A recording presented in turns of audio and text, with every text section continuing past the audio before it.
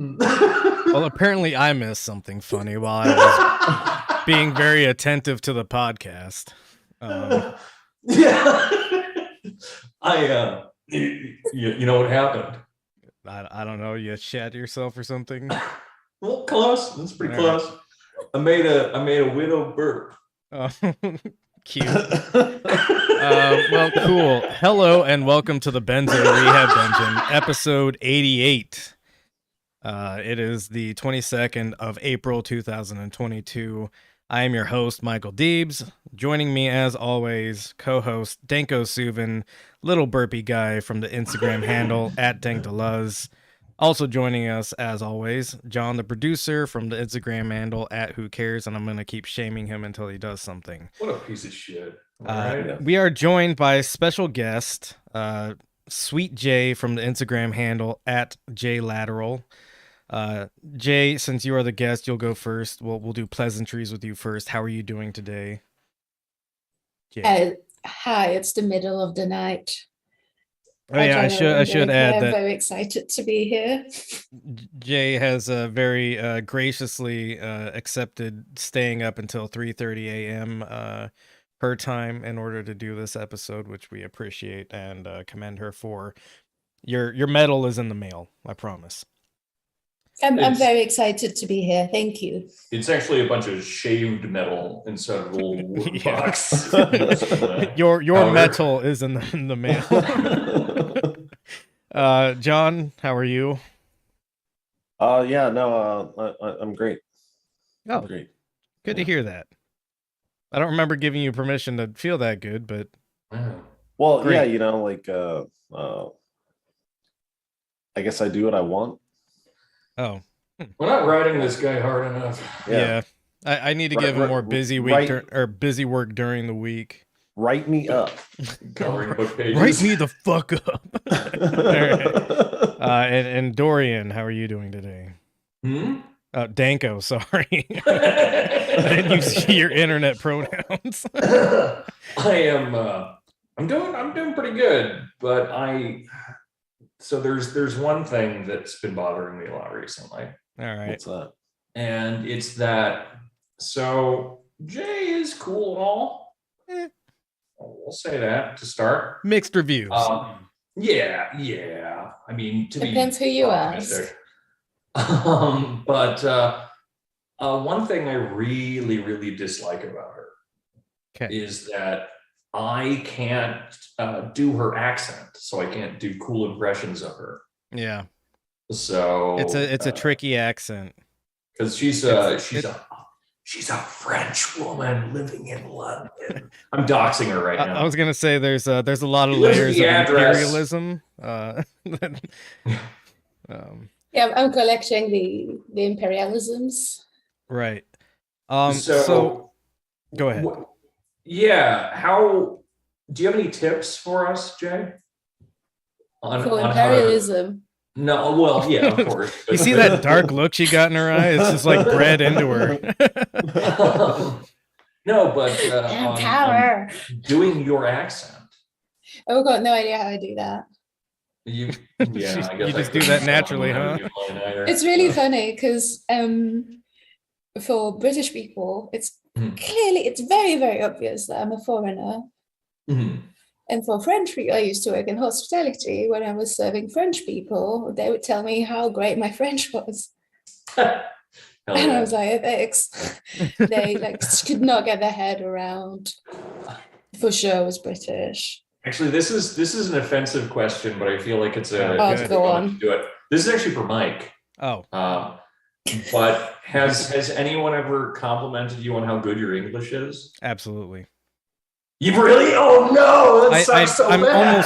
I'm almost certain I've told you this before, that I've gotten comments before like, "Oh, you're so well spoken," or "Oh yeah, well that is so well spoken means something different and more racist in a weird way than your English is so good, because one of them implies that you just don't. When I was working at the hotel, I did get like "Oh, your English is really good" from like somebody, I don't know.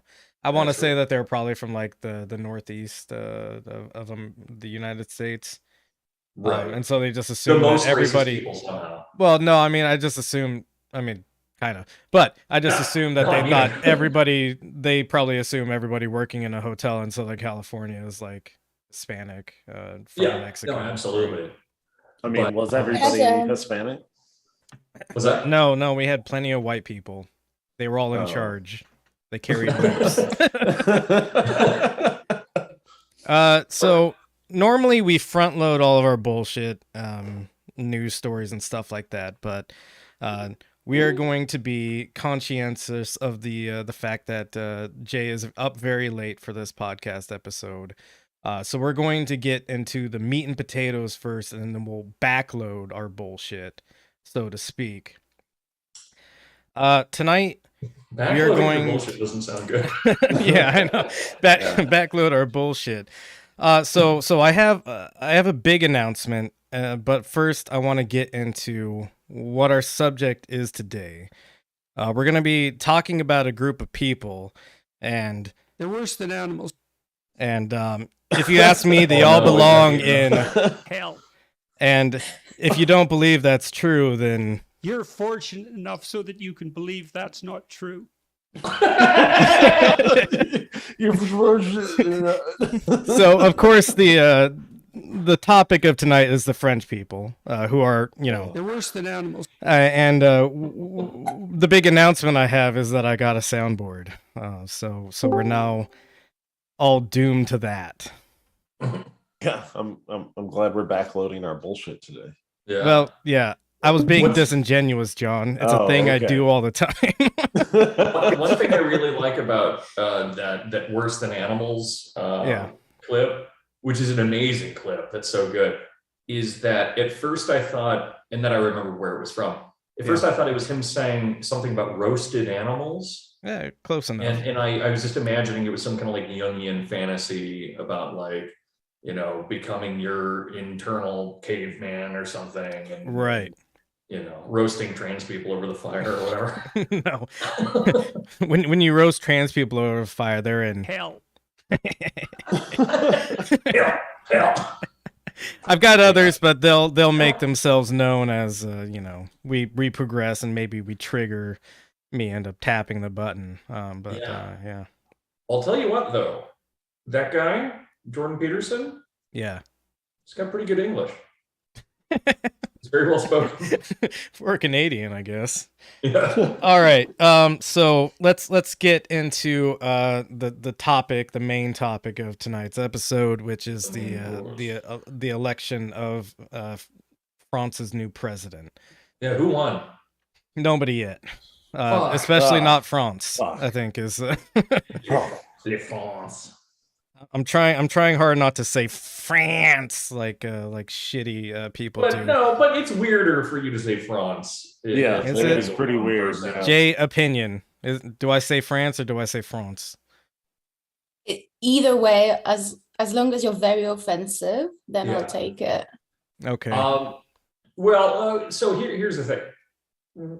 Well, no, yeah, I guess. Okay. Mike, would I call Germany on this podcast Deutschland? Yes, you've done it, I'm sure. I mean, not consistently. Not that I ever listen to this podcast, but you do. Actually, I only refer to Germany as Alemania because I'm a very woke European. I don't think this is quite the same as the Deutschland Germany thing. It totally is because it's not. So you're doing one of two things. You're either applying an accent for no reason, which is really funny, or you're saying the name of France in French as France, which is also very funny to me. Anyways, we're going to talk about France tonight. Just browbeating. The most pertinent article I could find on the subject was this one here, which is from BizTech News, and it says France election. Emmanuel Macron's Minecraft server is a glimpse at politics in the metaverse. That's amazing. I don't know how any of that's true, but I do love seeing this duck Minecraft character walking in front of a picture of Emmanuel Macron. Okay, I was going to ask about that. Scroll down a little bit. So it's election season in France, and posters of the incumbent president Emmanuel Macron gaze down on a picturesque small town with its post office, police station, and cinema and kebab shop nestled on the banks of a gently flowing river. The town isn't real, though. This is all happening in Minecraft, the blocky sandbox game that has captured the imagination of millions since it was first released in 2011. As part of his drive for re-election, Macron's campaign has created its own official Minecraft server for potential voters and curious British journalists to visit. So go ahead and scroll down a little bit, but well, why don't they Pokemon go to the polls though? don't play that video. That video's got nothing. It sucks that this obviously stupid thing is still smarter than what our politicians do. Oh yeah, for sure. So scroll down just a little bit more. This is the fake town in Minecraft. It floats above a giant island shaped like France. Which is funny because, Jay, correct me if I'm wrong, France is not an island. It is not an island. Okay. You're right. Perfect. All right. That's my shitpost way to introduce this topic. Jay, you have the floor. Please talk. I will. Right. So the elections, I want to explain how they work a bit, but I think we've touched on it. I think it's important to explain where I'm talking from as well. Sure. I've not lived in France for the past 10 years. So I've got a distant involvement with French politics. It's nice to keep that in mind. Also, I'm probably illiterate, so whatever I say... You're in good company. Exactly. Yeah, we do illiteracy here. So we were talking earlier about accents as well, and when I first moved here, people assumed I was Polish because I had a stronger, weirder Eastern European accent. And they were quite cool to me, and then when I would tell them I was French, they would really much warm up to me and then shower me with all the cliches you can imagine about France. I thought, aren't the English supposed to hate the French? Aren't they supposed to cut off your fingers and stuff, or the other way around? I don't know. The other way around. We not too keen on each other unless Germany is involved, in which case. What's up with that? Yeah. Anyway, and so it's really interesting for me, having lived in France, coming from France, to see, I think, the disconnect there is between what people think France is and what France actually is. And when you see stuff like Emily in Paris, I feel it's important that we try to, I think, define France from what people think France is, and then try to figure out what France actually is before we talk about the election. It's going to be very didactic. I'm sorry. French people tend to define themselves as Latin people. And that means that they're a bit unruly, mischievous, and they like a bit of a fight. But also they're very attached to their Gallic identity, which is fucking stupid because the Roman, i.e. the Latin, took over the Gallic people and killed them. So, pardon? That does sound dialectical. Yeah, and I think that's where you start seeing the irony in the French identity, is that they really pick and choose, like we all do, I guess. The thing with the Gallic people, I think, in the French identity, for me at least, is very much rooted in the idea of revolt and revolution. Our animal is literally a cock. It's a rooster, because he is a symbol of whistleblowing. So like in our identity, you've got this since forever. So we think we're that kind of people that will never ever let people take over you. And the thing is, I think sorry, I feel like I'm talking out of my ass. We are very much in need of a leader, and the way we've built our power and executive power in France is incredibly pyramidal. Right. So I'll get to this, but for a second, to recontextualize what France actually is, it's a fairly small country. It's the size of 2 Colorados. And its longest land border is actually with Brazil. France has had a lot of colonies, and it's managed to keep most of them, or keep a lot of them. So French power is spread all over the globe, and that means that we have amazing diversity in France. It's the country of Europe with the most Muslim people, but also the most Jewish people. And France is incredibly racist, so we'll talk about that too. Nice. So it's a fairly small country. It's also the 4th army in the world, and we've got the nuclear weapon. Just the one, or like multiple? I only counted 7. Oh, okay. No, I'm joking. I have no idea how much we have, but we've got tons of nukes, and so we're part of NATO and all of this. So there is that tension around France. Is that teeny tiny country like a rooster, but in the same time, it will nuke you.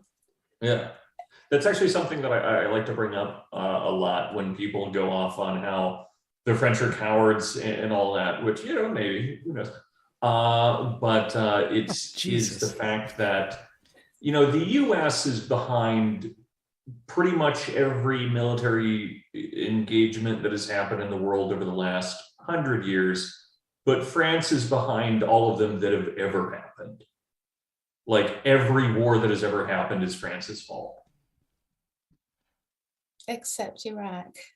Except Iraq. Yeah. Oh, wow. Freedom fries. But still somehow. Yeah, I mean, you're welcome. Maybe. Yeah, I know. But so I think that's why we care about France. It's not because of the culture and not because all of that, but I think because it's a teeny tiny country with an incredible stronghold on its cultural capital, but also its army, but it's pretending. I was just... Yeah, we talked before on the podcast about like the Central African Republic and the conflict going on there, where you have like not really secret Russian operatives, but you have operatives that are very heavily tied to Russia in some way, working against French operatives that are trying to maintain control of that as like a vassal colony sort of state thing.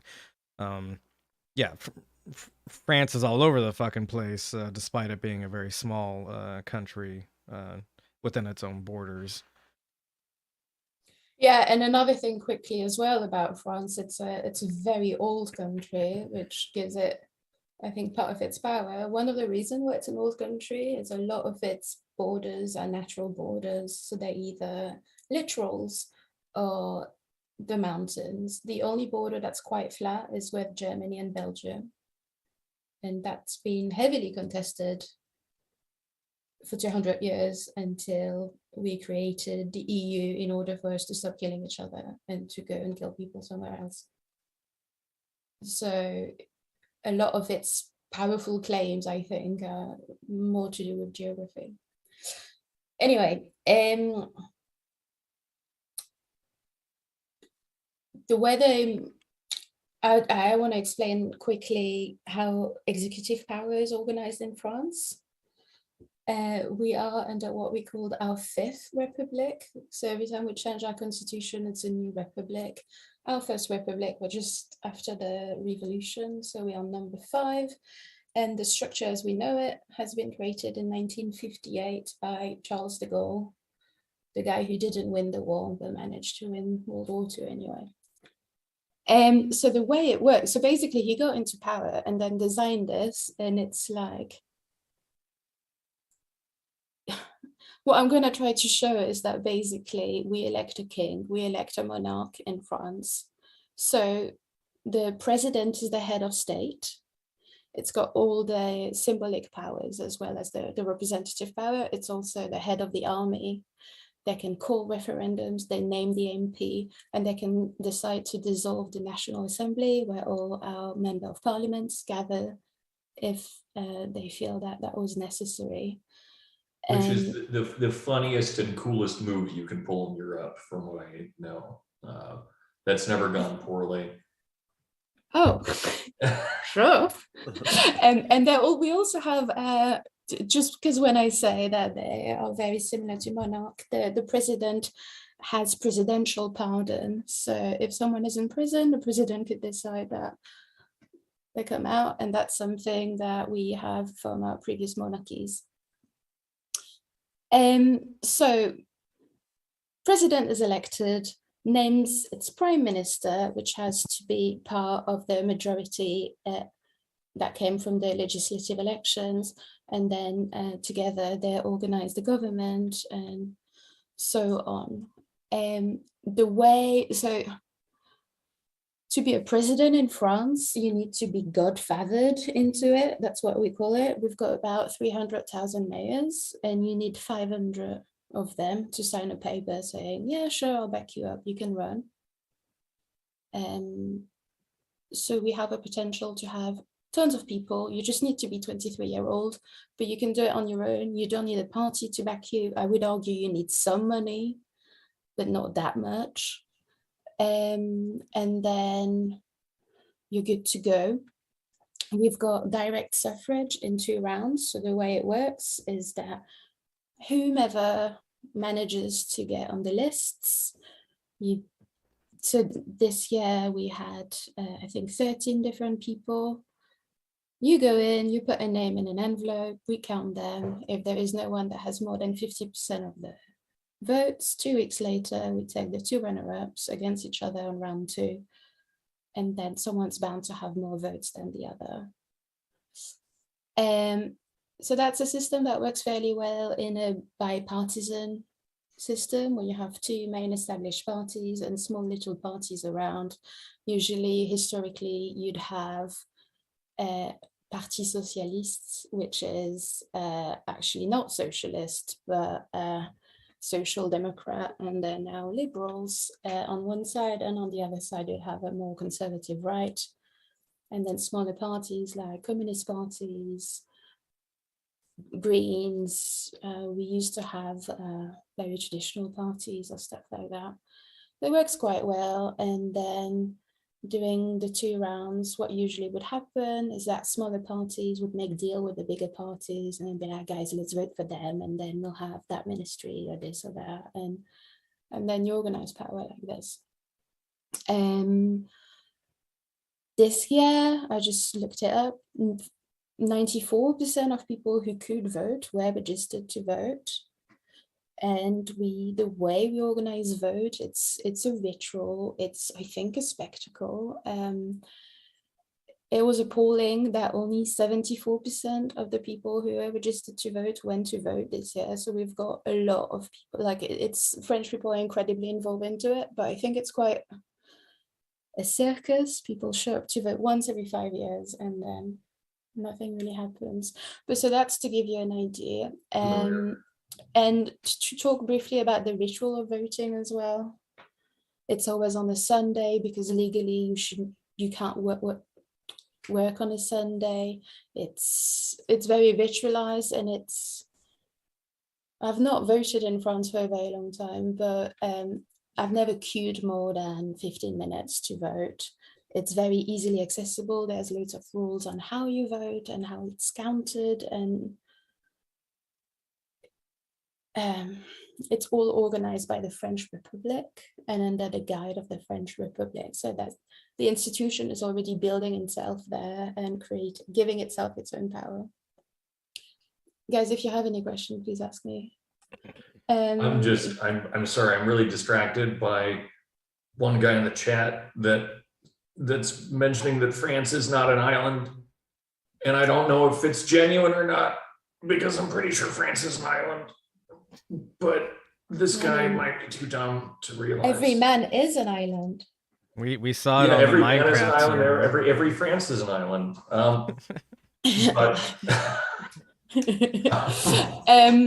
Anyway, quickly as well about campaigning. The way you can finance your campaign is heavily regulated in France. So you are allowed to spend up to 17 million euros if you are in the first round, and if you go up to the second round, up to 22.5 million euros. Some of it you can finance with public money, and some of it you can finance in very strictly regulated private streams. This will come back later in this conversation, because Sarkozy, previous French president, is bound to go to prison soon for the amount of bullshit he's been doing with just made up fake friends and fake invoices in order to give money to their friends. Fake friends are really the biggest problem in politics, in my mind. Yeah, all those sex dolls are people to me, okay? He made up an alias so that he could earn money that he was giving through, I don't really know, I mean... See, companies do that kind of shit over here all the time, and they just get away with it. Yeah. I probably do it, I don't even know. Yeah. We probably all do that here, honestly. So there is that standard that France tries to hold itself to in terms of the way they organize the elections and all of this. The thing that I think is most interesting about what you kind of talked about so far is you have this stated direct democracy and this kind of revolutionary Gallic kind of vigor around everything, Bastille Day and all that stuff, and yet you do, like you said, essentially elect a monarch who ends up deciding who everyone that's going to be around him is going to be, or she. I guess we might get a Le Pen. That would be really cool, girl bossing Le Pen already. yeah, more female races. But Jay's already in the chat. She can hear you. Yeah, that's true. But that's really interesting to me. And I mean, we have very much kind of the same thing in the US, I think. And I think a big part of that is actually this weird historical echo that keeps going on, where you think, culturally speaking, that because you're these people, and I'm again speaking of France and the US in this, that because you're this type of community that is so revolutionary and so unwilling to be like owned or ruled by someone else, that the only way for you to maintain that is you have to pick a dad. And there's this weird psychological thing that occurs where it's like, I could never be ruled, and so I need to find someone to rule me. And that's fascinating to me. I need a strong ruler that will keep me from being ruled. Big strong boss. So I got secondary brainworms because of you guys, and I started posting loads of text in my stories. And I literally got 3 people engaging. I was like, this is great. And I tried to touch onto that as well. Literally the potence of the potential president is always in the conversation. And until this election, the fact that a candidate was a woman was a point of conversation, and to some extent it still is. Yeah, are people like focusing on like how good she fucks, or like how many boyfriends she has? It's like, very complicated with Le Pen, but just going back in the history of our presidents and prime minister, they're all like dating models and stuff. So elected in 1974, fucked Diana. And then the guy who came after him had a secret wife and a secret daughter, also an official wife. The guy after him, Jacques Chirac, he was scolded 5 minutes, including shower. That's how much he fucked. And literally. And then after him, we got everything's Sarkozy. A race. Literally. Sarkozy, it's quite interesting. We had quite short presidents. very much like Napoleon. Yeah, I was But going to you know make it a like joke, that. thank Yeah, you. yeah, yeah. So Sarkozy got a new wife that looked like the previous one, but with longer legs, 20 years younger, and you can find pictures of her naked on the internet. And then we got John Polma. I was gonna say we had one of those presidents recently too, so it's Yeah. okay. Yeah, you did. Then we got François Hollande, which was Almost. weirdly accused to be flabby a lot, and I think accused of flaccidity almost. So I'll go through it again, but he didn't get re-elected. I need to make sure my president can have a good, strong erection. That's why I voted for Joe Biden. Right? Yeah. Well, even worse, I need to know that he is a big, strong erection. Yeah. But talking of electing your daddy, Macron fucked his teacher. Right. Yeah. Which honestly, again, kind of rules. Well, yeah, and you know how France doesn't really have age of consent, but therefore people will defend Does it him not? for fucking his. I didn't know about that. That's so funny. So the petition worked. We did it, guys. Wait, when did we start a petition? That was a couple of French philosophers a few years back. Yeah, this is one of the black marks that anytime someone wants to be an edgelord on the internet, they pop up and they say, well, didn't Deleuze and Foucault and all these people sign a letter trying to lower the age of consent or remove it? It's a confusion of what actually happened, but we don't need to go. And I did some embarrassing things when I was French too. So I mean, just... we've all had a French philosopher phase, am I right, guys? I'm still sorry, go on. Well, I was gonna ask. I looked into this a little bit. I did the bare minimum of research, and correct me if I'm wrong, but Cox. No, not about the French philosophers. Presidents. Sorry. So part of this election is also kind of like a representational government sort of thing too, right? Where whatever party gets a certain amount of votes also gets like some kind of parliamentary representation. Yeah. So I'm getting there. That's a very good point. Okay. So if you're gonna get there, we can table that for later. Well, I'm getting there now, really. I was just looking at how much so we've arrived. So we got there. Yeah, so you vote for a president who name a prime minister, and the prime minister has to be of the elected majority of the assembly. No, because you don't vote for a party, you vote for a president, and then in June, we'll do the legislative election, which is local election, and you elect what we call a deputy who will then go and pass the laws. And it so happens that sometimes the majority of the assembly doesn't match the party of the president, and then you have what we call cohabitation. I love cohabiting. I've been in one of those before. Yeah, it's a common law thing, right?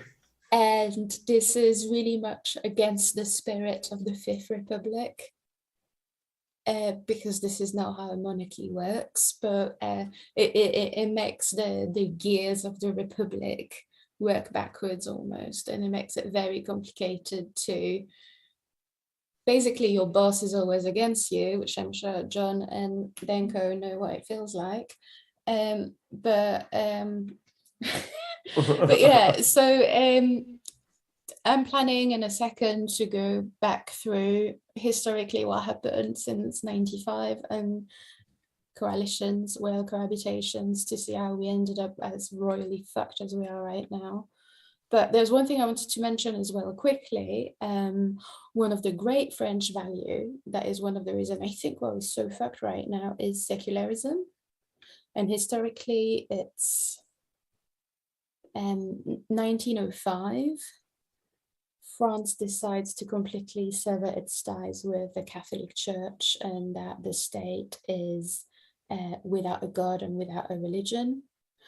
1905 is before any form of immigration happens besides Italy or internally. So it's a country that's mainly Catholic, and that just doesn't want the church to get involved, and it's a very Catholic thing to do, I feel well, it is, but it's also So France tried to centralize its power since forever, and one way to do that was to impose how to pass on citizenship and what it means to be a French citizen through schools. And free schools were a very important movement in France at that time. And I think the way we understand secularism now has nothing to do with the spirit of secularism over 100 years ago, but we're still fighting with those arguments about wearing the hijab, for example. And I think, especially actually since 9/11, those conversations have become more and more prevalent in the French conversation. And oh, but we're a secular country. And we clearly have incredibly Christian values. Again, but, very American issue to have. Yeah, I mean, it is. I think there is a lot of interesting parallels, you're right, with American politics. I would argue, though, that we're not a federal state and that there is no localized power at all compared to what you would have in the US. It's also much smaller than the US, so that would make sense. But I mean, even if you look at transport networks in France, they all go towards Paris. And there's that thing when you talk about people who don't know France very well, but they think France is, it's the Eiffel Tower. It's Amélie, it's Paris. So Paris is France. France is making a woman airtight with your buddy. Anyway. Becoming president for it. I'm sorry, guys.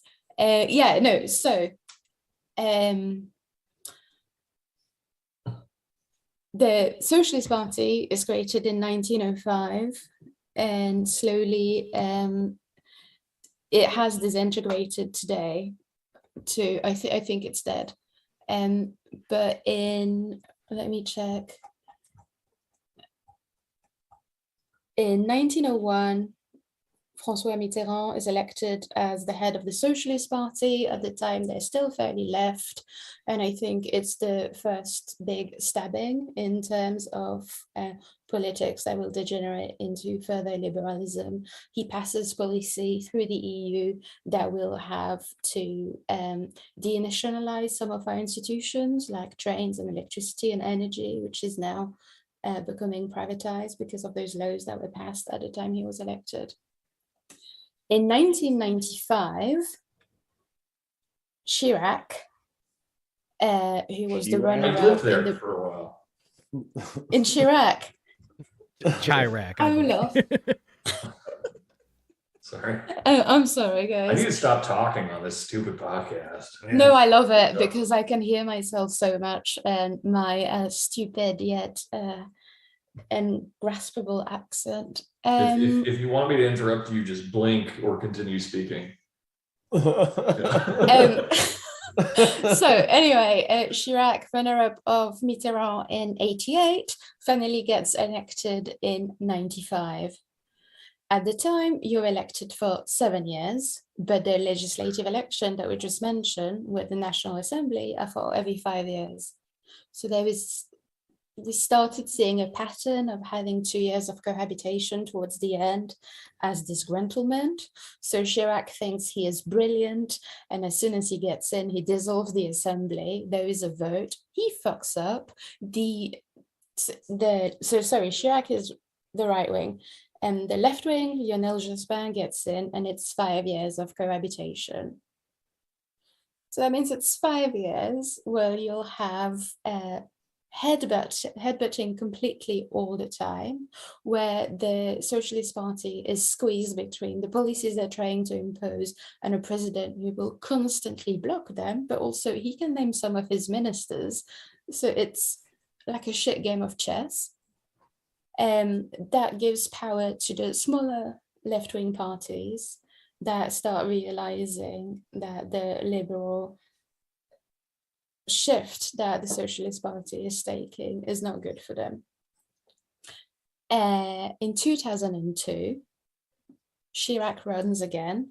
At that time, he also realizes between the two, they're actually having 7 years elections, like a 7 year So 7 years runs for the president, but 5 for the legislative is a bad idea. So he swaps it back down to 5 years for both, which he can do maths, and that's great.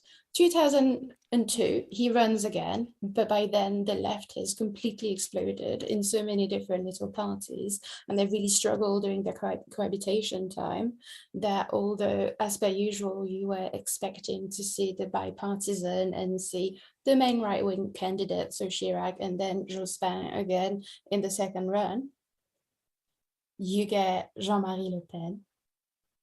In 2002, at that time, I must have been 13. And it was just a really traumatic day, I think, for a lot of people to suddenly see the far right, and I'll talk about Le Pen briefly, get so far in. Suddenly it's not about what you believe anymore. It feels very threatening. And it's just also after 2002, after Chirac opposed going to Iraq, and when we started debating what Islam meant and the place that Islam had in France. If I recall correctly, I think this is around the time when the United States ended up inventing freedom fries. Yeah, because of Chirac. Chirac was... No, we did it on our own. You guys didn't have anything to do with it. You're right. He was an incredibly corrupted piece of shit, but he had that ability. But he had his principles, God damn it. He basically one day asked his translator to ask Thatcher if she wanted him to put his bowl on a plate. Perfect. And you can't really totally hate a man like that. No. He's dead.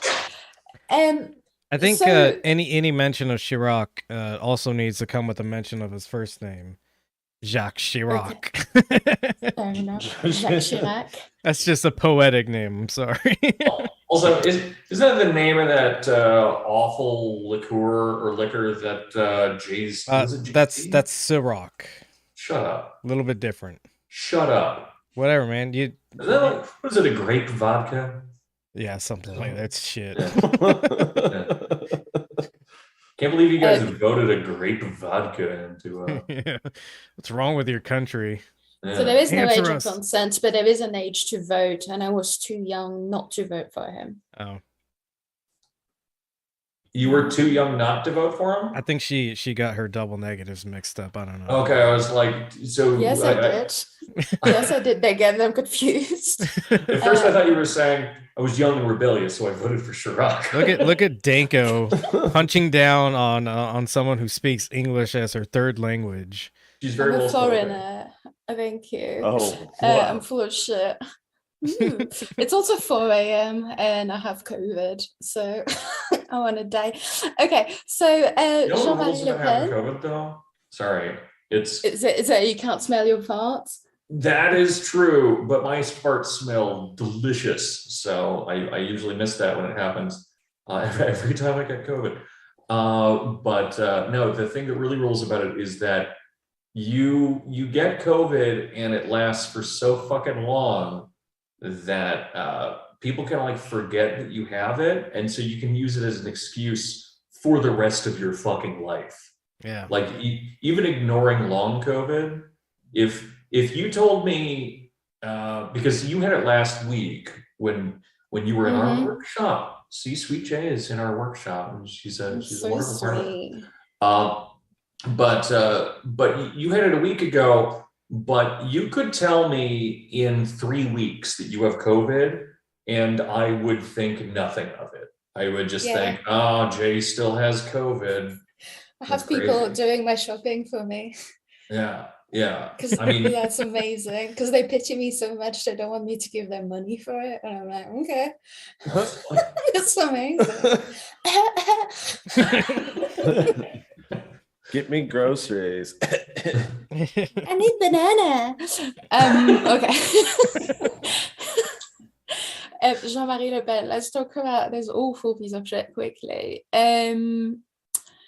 He was part of a commando during what we called the events in Algeria, which was the war of independence that Algeria launched against us. And he took great pleasure into torturing the locals. Oh, yeah. There is, I don't really know the story that well, but there is a story about his knife, which France always manages to come up with those most Freudian stories about everything ever, but literally he left his knife with his full name on it after torturing a daughter in a family home, and he forgot his knife and they hid it, and now they've been threatening that family for decades for them to surrender it because it's a proof of his misbehaving. Well, anyway, I mean, that or it's a family heirloom. Yeah. I think finders keepers applies here. Yeah. Ownership is 99% of torture. Funny thing about Le Pen is that when he started coming onto the public eye, he was wearing an eye patch. And that was, I think, that tradition. Well, it reminds me of that Austrian tradition of dueling and then proudly wearing your dueling scars and going into politics. And I think it still kind of happens. We'd have to check. So he did that for a while because it was like, oh, it's from the Algeria war and I lost an eye. Yeah. I got this eye patch in New Zanzibar when I was fighting Big Boss. A few years later, he lost an eye and started wearing a glass eye, but it was the other eye. Yeah. I was gonna say there was a moment where he had to switch bad eyes because he just went like this, yeah. Oh. You know, if that happened in the U.S., though, we would all be claiming that he was a clone because the wrong eye was blind. Nobody would rationally assume that he was just making shit up the whole time. We would invent some kind of clone conspiracy theory. It has to do with that needing to invent a dad thing, where we're so like revolutionary and wild and cool that we can't be led by idiots. They need to be evil clones made by Jews. Yeah. Well, I think he might have argued that he lost the other eye and it's so strong that he re-strengthened that eye. Oh, it's like a Daredevil thing where you lose one sense and like the other ones become stronger, except for this is just one eye or the other. So let's talk about his politics briefly. Yes, please. He denies that the Holocaust ever happened. Well, no one's perfect. He hates so many people. He even hates ginger people. That's really funny. He's been filmed harassing ginger people in the street. Oh, wow. And denying the Holocaust and comparing black people to monkeys. The whole fucking lot. Only 3,000 Jews died in the Holocaust, and you know it. Just screaming that at Irish people. I don't know of Western European party that is, even at the time, as big and as racist and dangerous as this one. I can't really think of it. Good. It's quite rad. So I was looking at the numbers of it, and he ran the first time in 95 and he pulled 15% of the numbers. I thought he was lower than that. His position, so his party is the National Front, le Front National. He never really wanted to be elected. He always wanted to be installed. Well, no, I think to be there and be a voice of opposition and be a bit of a dickhead. So in 2002, when he got to the second round, he had no clue what he was doing. There's been a tradition to always have a televised debate between the two rounds. Chirac refused to do it at the time. And I think this is where the bullshit really starts. So people go in the street. In 2002, the first round, 28% of people didn't vote. So the reason why Le Pen passed is partly because of all the people who didn't vote. So there were hundreds of thousands of people in the street saying, you got to vote, you've got to do your Republican duty, and you've got to stop fascism from gaining power. And so we start seeing a pattern, of a very much of a strategic vote. So suddenly the question was, do you vote for the corrupt racist guy, or do you vote for the fascist? Weird. We still have that question I can't imagine what it must feel like to have. I mean, really, it was a slap in the face to see that evil monster, because you also create your monsters, I think, suddenly gain so much clout. So that happens. 5 years later, 2007, Nicolas Sarkozy. Quickly, sorry. Yeah, go on. So this might be a difficult question to answer, but based on that kind of analogous political situation to the US, I'm going to compare everything to the US here, which, by the way, 28% or something like that not voting, that's adorable. Yeah. No, I know. It's so fucking shameful in France. We were appalled. But the question is, who would you say is the corn pop of French politics? I don't know what a corn pop is. Corn pop is the imaginary black guy that Joe Biden claims to have fought. Yeah, because his friends had rusty razors that they kept in rain barrels. He had to kick him out of the pool. Yeah, I was gonna say he had to fight him for I guess control of the pool area. I don't know. I can't. Holy shit! We have a doddering old fool for a president. I cannot believe that I've never seen a Joe Biden corn pop 4chan pools closed meme in my life. That's incredible. Funny. Yeah, got to make it happen. Anyways, Jay, back to you. Okay, but yeah, who's the corn pop? I still don't understand what corn pop is. So corn pop is an invented black boy that Joe Biden decided existed, so he could tell a story about how tough he is, I guess. Yeah. Oh, okay, I see. Yeah. Well, we have on the this fake question has become a real question. No, I'm with you. We have on the right, actually, in 2007, which what I was going to, Sarkozy names a member of cabinet, maybe a minister, but I don't think, called Nadine Morano, an absolute idiot. Rarely seen such a stupid woman. And she would insist that she wasn't racist, and it was appalling to be called a racist because she had Arabic friends. Actually, her best friend is from, I don't remember where, Rwanda.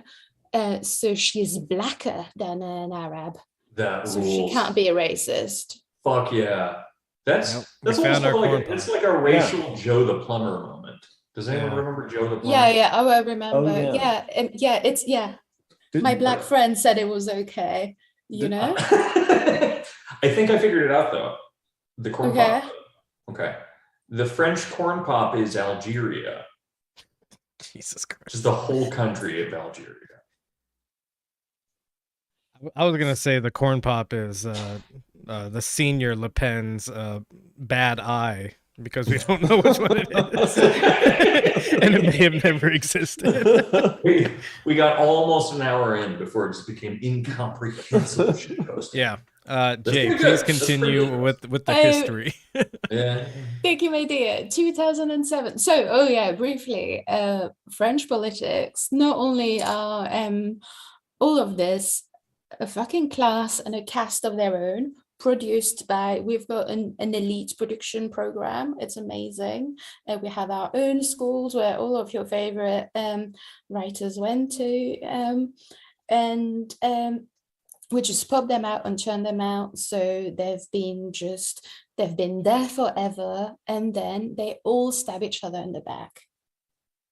So Sarkozy was he just really had, and I don't like saying this, short man complex, and wanted to be prime minister under Jacques Chirac. And Jacques Chirac was like, fuck you and your tiny dick, I'll put someone else. And then he renamed the party and ran, Sarkozy did, against Ségolène Royal, and he won. 5 years later, Ségolène Royal's ex-husband runs as the Parti Socialiste and wins against Sarkozy. It's always the same two fucking wankers. And for the first time in a very long time, the left is back in power. And he does shit. He has no spine. Everybody accuses him of being mou, which means soft, but mou is never a compliment in French. So I like to compare it to the word. He's flaccid. Yeah. He's flabby. He's limp. He ends up naming Macron as his first prime minister. Macron is part of this elite production machine and worked as a banker for the Rothschilds. Now this is supposed to be a left-wing government, right? Can't believe no, it. It's believe it. Quickly about anti-Semitism in France, quite anti-Semitic. At the end of the Algeria War, a lot of Algerian native, but that were French, not Algerian, French-Algerian, moved to France. And a lot of that immigration was relatively middle to upper middle class, and a lot of them were Jewish. We bear that in mind for what happens 10 years after this event, because it's going to become interesting. Hollande gets elected. He ends up having to name Macron his first minister, prime minister, and then Hollande wants to run again for the Socialist Party. The party doesn't name him, but Macron wants to run as well. And people tell him to fuck off. So he goes ahead and creates his own party. And because he has no sense of ego whatsoever, I promise he's such a cool guy, the initials of the party match his initials. Oh. That's pretty This cool. is so fucking cringe. So 2017, he runs. By doing this, he completely exploded whatever was left of the left. Because suddenly the Socialist Party, they did 6.36% in 2017. Something that I forgot to say earlier when I was talking about how to finance the campaign. You get a lot of your money back paid by the state if you pull at least 5% in the election. If you're below 5%, you're kind of fucked. And it's in order to avoid to have hundreds of thousands of people running, because it would be possible. So in 2017, the Socialist Party is almost completely underwater.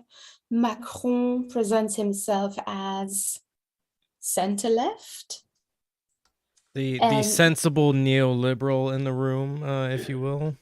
Yeah, exactly. I will let everybody suck my dick. This is rude. I'm sorry. By doing that, not only does he gather votes from that would usually have been allocated to the left, he also seduces the right that is slowly losing pace. 2017, we have Marine Le Pen, the daughter of one-eyed Jean-Marie Le Pen, running. So when I tell you it's a cast, it is running for round 2 against Macron. The big thing that has to be understood as for Marine Le Pen, besides that she is absolutely desperate to obtain her dad's approval, is also that unlike him, she actually wants to get the power. So she will work like a madman to get that from that point onward. Macron, do you think he listens to a lot of like Beyonce or Lizzo? Come again? Ignore it. It's a bad girl boss joke. Move on. Oh, I see. Girls, I don't we think she run would this. appreciate being compared to Beyonce, you know? No, I think Lizzo might be even more of a problem for her. I don't know who Lizzo is. She's I don't know who Lizzo is either. I don't And think I'm know allowed who to Lizzo explain is. who Lizzo is. But talking of lesbians, Lizzo. Lizzo. She manages already in 2017 to really soften. She basically kicks her dad out of his own party and tries to soften the image of the party. Surrounds herself with a bunch of white fascists and gay. So suddenly, like socially, and Le Pen have been quite libertarian in their approach to, I mean, they're very much against abortions and stuff like that, but also they all fuck out of wedlock. They have kids everywhere. It doesn't really matter, you know? And so I think by showing herself and surrounding herself with gay men, she really much makes herself, isn't she ugly? Sorry. She surrounds herself with, she attracts more people. So in 2017, Macron has managed to absolutely explode the left, and Le Pen, they're both like stealing votes from what are usually the bipartisans. And we get to today. This year we had 13 candidates in the first round. 2 of them were Trotskyists. The discourse on the left is so deaf, they're so unable to communicate with each other, that we had 2 parties that were Trotskyists. But one of them is kind of a cult. And the other one is like, I do not want to be president, please vote for me. And then we had Jean-Luc Mélenchon.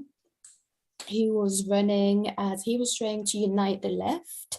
He had been at the Socialist Party. He had been at one of the Communist parties. And he ended up creating his own party because really he was a pariah everywhere. He managed to make enemies everywhere he went. And then created his own media when he decided that he was not represented the way he deserved in other medias. Jean-Luc Mélenchon, so really was the only hope of the left this election, had a very dubious stance on Ukraine, defending Putin because he's non-aligned. He wants France to get out of NATO. Therefore, he understands Putin feeling bullied. But he's also defended the Cuban government. He's also said more than dubious things about French Caribbeans and about Muslims when he thought nobody was listening. And one day he got really angry when the police was preventing him from accessing his office because there was a search ongoing. He's got a bag of temper issue and he proclaimed himself to be the Republic. Oh, that's cool. He said, I am the Republic. Who do you think you are? That's literally Star Wars. I've not seen Star Wars. I was that's thinking literally what Senator Palpatine says from Star Wars. I am not surprised. Is Palpatine a lonely man? Palpatine is kind of like the what's the Harry Potter bad guy? Voldemort. He's the Voldemort of Star Wars. You can't say the name. So Mélenchon didn't manage to unite the left, mostly because he is a horrible character. And so afterward, sorry, go on. Looking at the polling results, he was only like 1% less than Le Pen was, or something like 1.5% less, or something like that. I think 400,000 or 600,000 votes. Yeah. Yeah. Yes, but a third of the people who voted for him will vote for Le Pen on Sunday.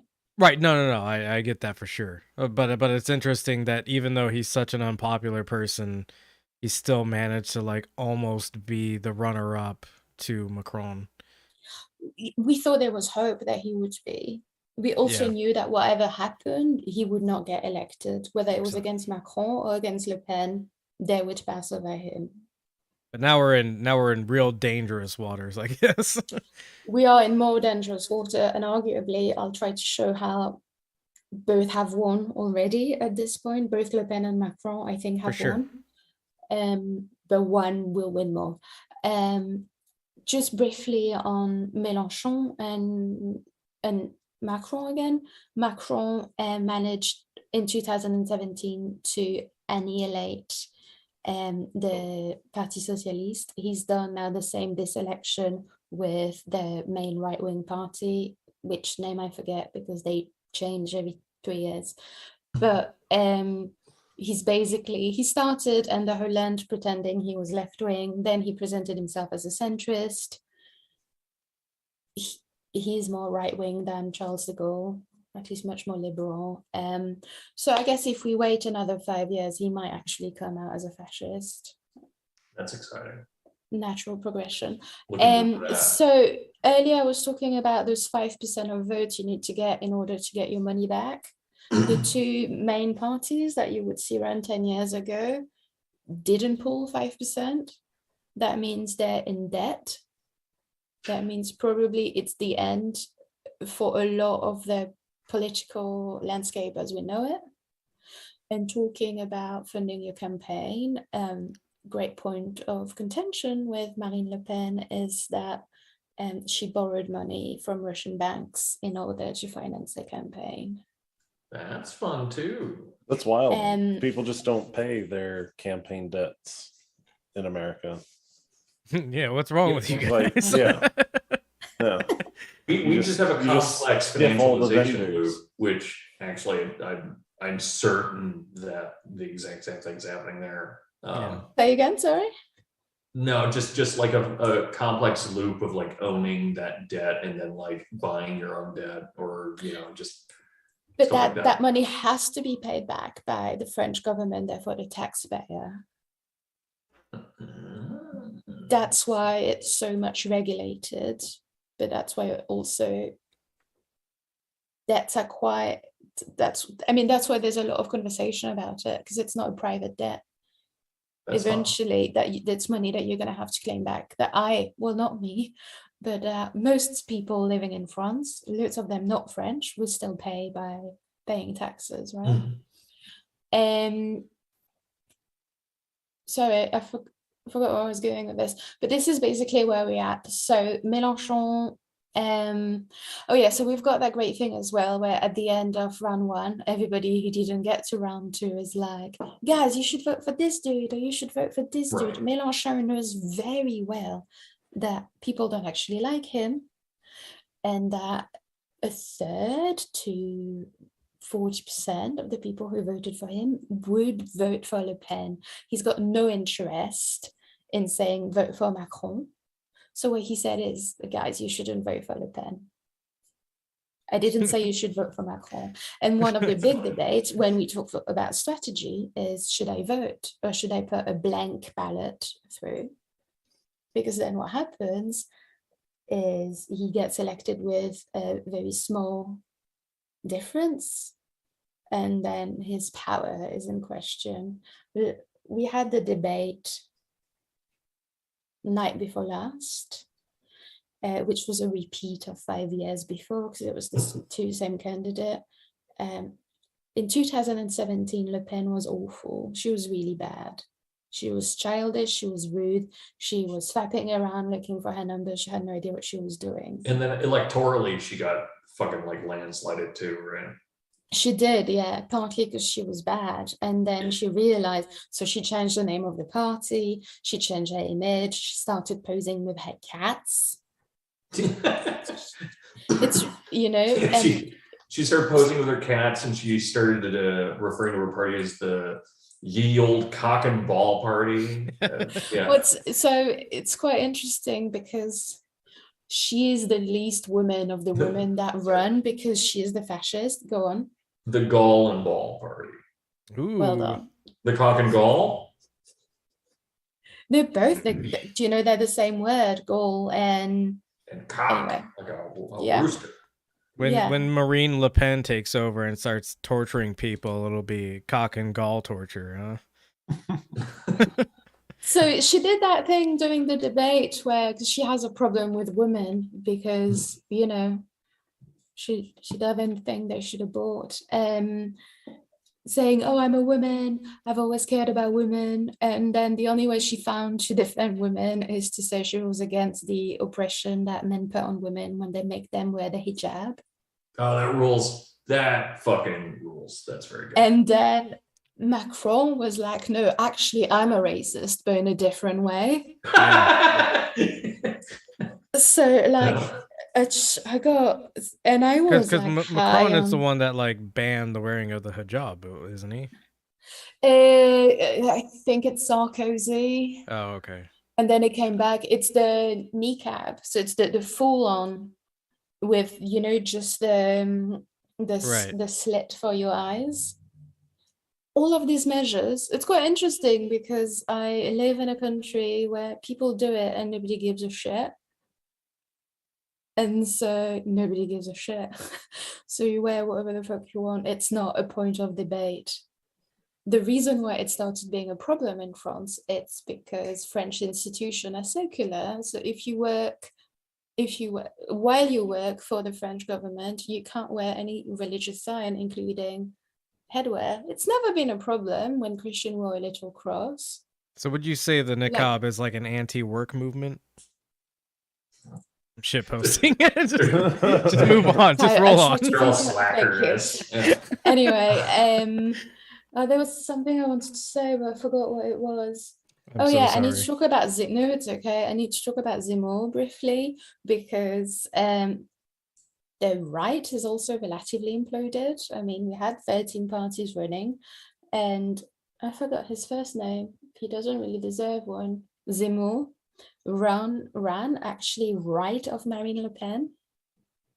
Like, I mean, he's worse than Peterson as well. He's he thinks that the reason why the economy is so bad is because women started going to work.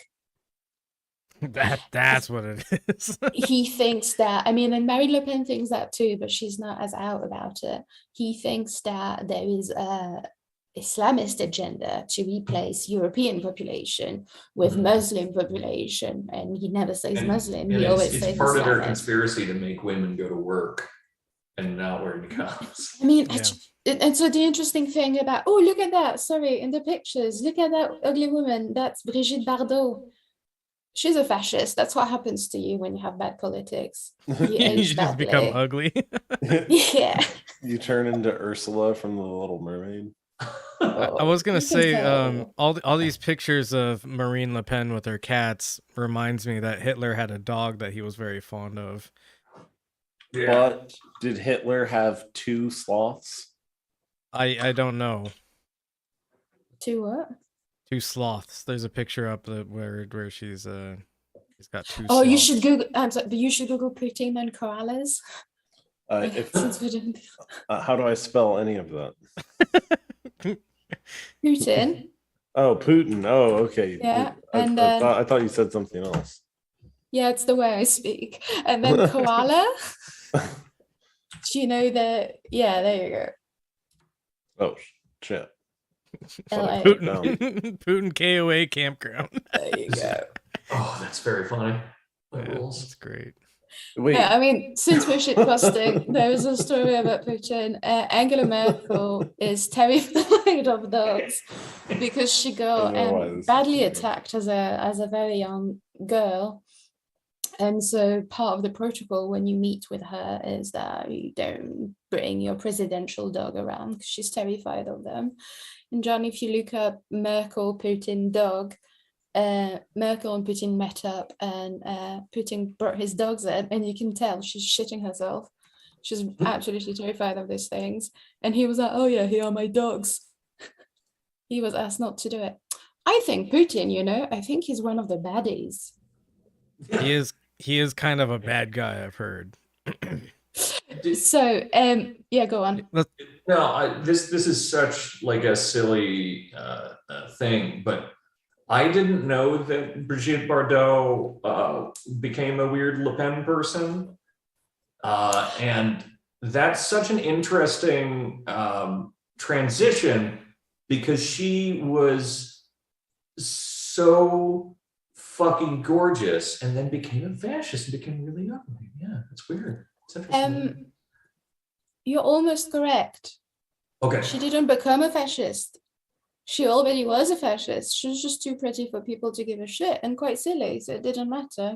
Yeah, the only thing I knew about her, politically speaking, was that she was like an animal rights person and like a pretty actress. That's all I really was aware of. I think she gave Fascists more always have credit some to weird animals thing, right? than some people of color. You know? Yep. So you were talking about Zemmour. Let's get back on the topic because well, Zemmour's background. Zemmour was born in Algeria Zemmour was born in Algeria from a Jewish family, and then after the war immigrated to France. So he brought with him, he absolutely integrated that stigma that France had against Algerian migrants, against Jewish people, and against, I think at the time he was not perceived as a white person. And he managed to have those incredibly horrid politics. He's attracted, one of the reasons why Marine Le Pen didn't pull more, it's because a lot of the votes that would have gone for her went for Zemmour. And Zemmour lost some of his vote because he defended Putin with the Ukraine. And I think we have to bear in mind that this can, one of the reasons, for example, also what Macron, he did a non-campaign, he didn't really give a shit. He was the head of the European Parliament, God, I don't really know, when the war broke in Ukraine. So Zelensky asked him to be the go-between between him and Putin to enable the conversation. He did nothing, and now in Ukraine, they use Macron to Macron something as a way to say, to try to do something and yield no result, which is quite funny. But in France, he came across as the hero that tried to fix stuff, and he started not shaving and wearing a hoodie. Punished Macron. Yeah, exactly. Which I'm sure we'll find some fan fictions about that in 2 You months. But yeah, go on. You said that Macron didn't really put any effort into his candidacy. I've got a Minecraft server that tells me different. He hired at least one autistic kid to make a Minecraft server for him. One autistic Zoomer. I'm just Macron fan club is very much NFT bros. They would have done that for free. Yeah, I mean, the transparency of a banker who starts a fucking Minecraft server is very funny. I frankly, though, I'm a little disappointed about the fact that he didn't choose Roblox, because that's where the real child slavery happens. Where's the Second Life server? Where's the Penguin Hotel server? You know? Oh man, I need a WoW guild before I put my stamp of approval on this party. Oh, him playing League of Legends. He probably plays League of Legends. It would make sense that he does for some reason. He looks like someone that's like hunched over his keyboard. We've lost Jay, who's like, what are these virgin nerds talking about? Yeah, sorry, I have sex, so I don't know what you're talking about. What? Nice brag. I've had sex. I don't know what a lag of logins is. I've had a sex before. Yeah. So this is where we're at, really, with Jean-Luc Mélenchon disengaged from the second round. He's actually calling people to make him prime minister through the legislative elections. He's already started asking for that, and people are like, go fuck yourself. Le Pen is quite unlikely to win. I think she's quite accepted that already. But the fact that she did so much better at the debates than she did 5 years ago, the fact that she got so far, the fact that people have managed to forget the history of her party and her family. And Macron will probably get re-elected. He has a terrible program. He had to be bullied into saying stuff about ecology because he just wants people to work harder for longer, for less money, and to develop more nukes and nuclear plants. I mean, they only have 290. Yeah, which is we enough should to round kill it the up to world. 300. There was something interesting that you mentioned, and it just came back to me now, which is you're saying Le Pen has probably given up on like actually winning, which is, I think, fair. But you said that they both kind of in a way won, and to reflect this back onto American politics, what's happened a lot with Biden, who started out with this like sort of like, oh, I'm gonna be a progressive guy, Jack sort of thing, and he made a bunch of promises that he obviously had no intentions of really keeping. But now he gets argued that since it was kind of a tight race between him and Trump, and I think it's going to be kind of a tight race between Macron and Le Pen in some ways, or at least it's legitimized Le Pen's politics in some way, and it's legitimized Trump's politics in some way, that these things were as close as they are. Now someone like Macron and someone like Biden gets to say, oh, well, this is kind of what the people want. I have to, thread the needle between these progressive things I said. And then I also have to understand that, there's this right wing that's kind of also guiding my hand in what I do.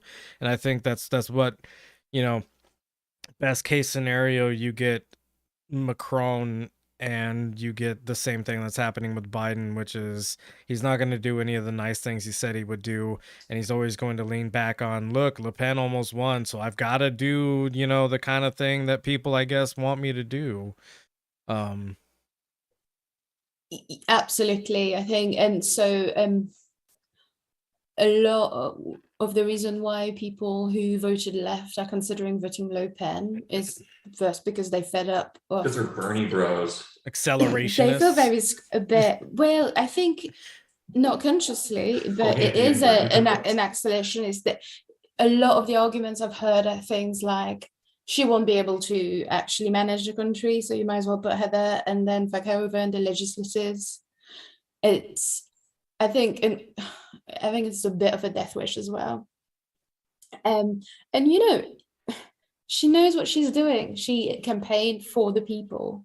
She campaigned for people to get more money, for people to work hard, to get what they deserve, to not struggle. And Macron is so profoundly disconnected from the people, which is always one of the arguments that goes against him. It's how arrogant he is.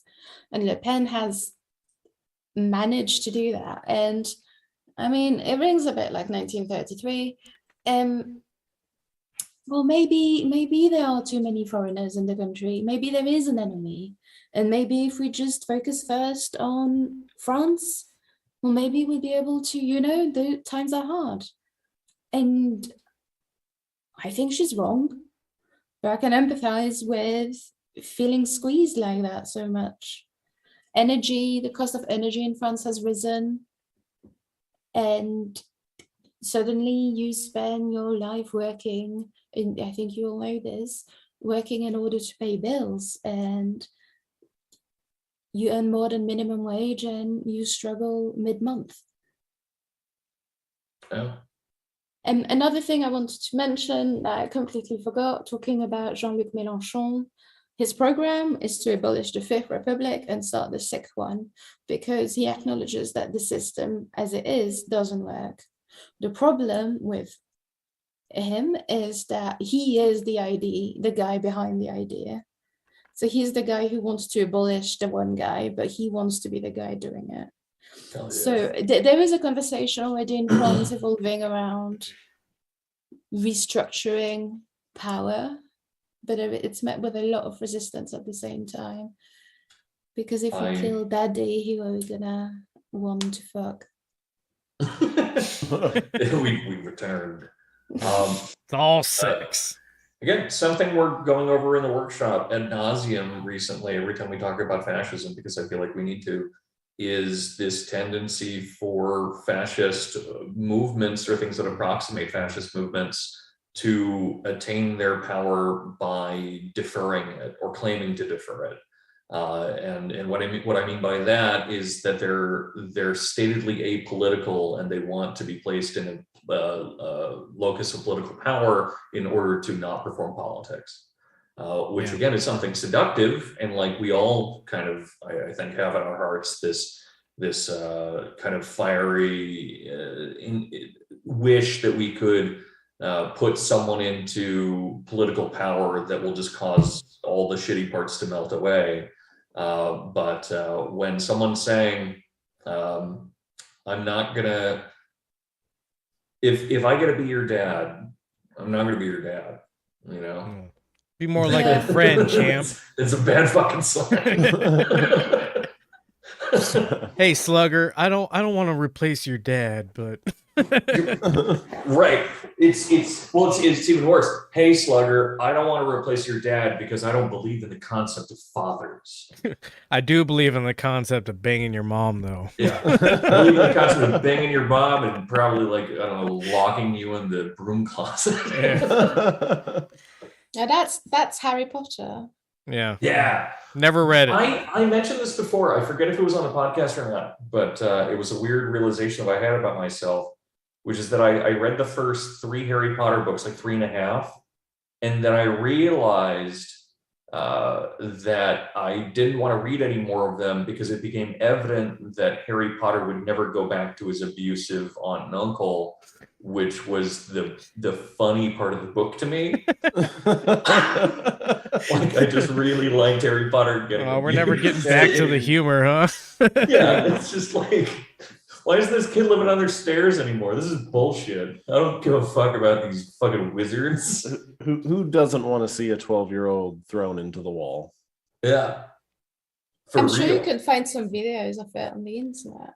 Yeah. Oh yeah. Put on some child abuse videos, John. I'm sure they'll come up. There's plenty of videos. Yeah, let's not do that, actually.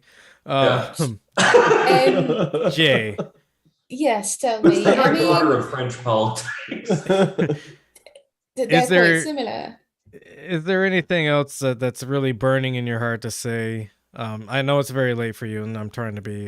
It's actually conscious. quite early now, you guys. Okay, well, fair enough. I had so much coffee. I'm actually widely awake. Oh, so I'm happy to stick around. Okay. But is there anything else I want to say? Yeah, before we move on to the real shit posting. Yeah. Macron's probably gay.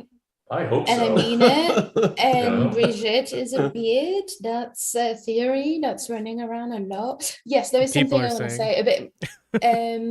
We talked in the workshop and between us, and you have on the podcast as well, about how liberalism is a sliding slope towards fascism and about horseshoe theory. I think the behavior of Mélenchon throughout the past 10 years, and especially in this campaign, proves that you can be a left-wing fascist. And I think also Le Pen, trying to seduce the left and with a lot of her policies, is demonstrating that.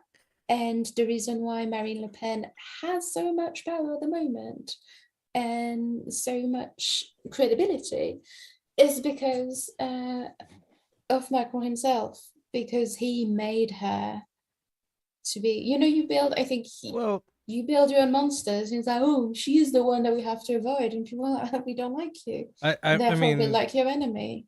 Again, the mirror of United States and France politics.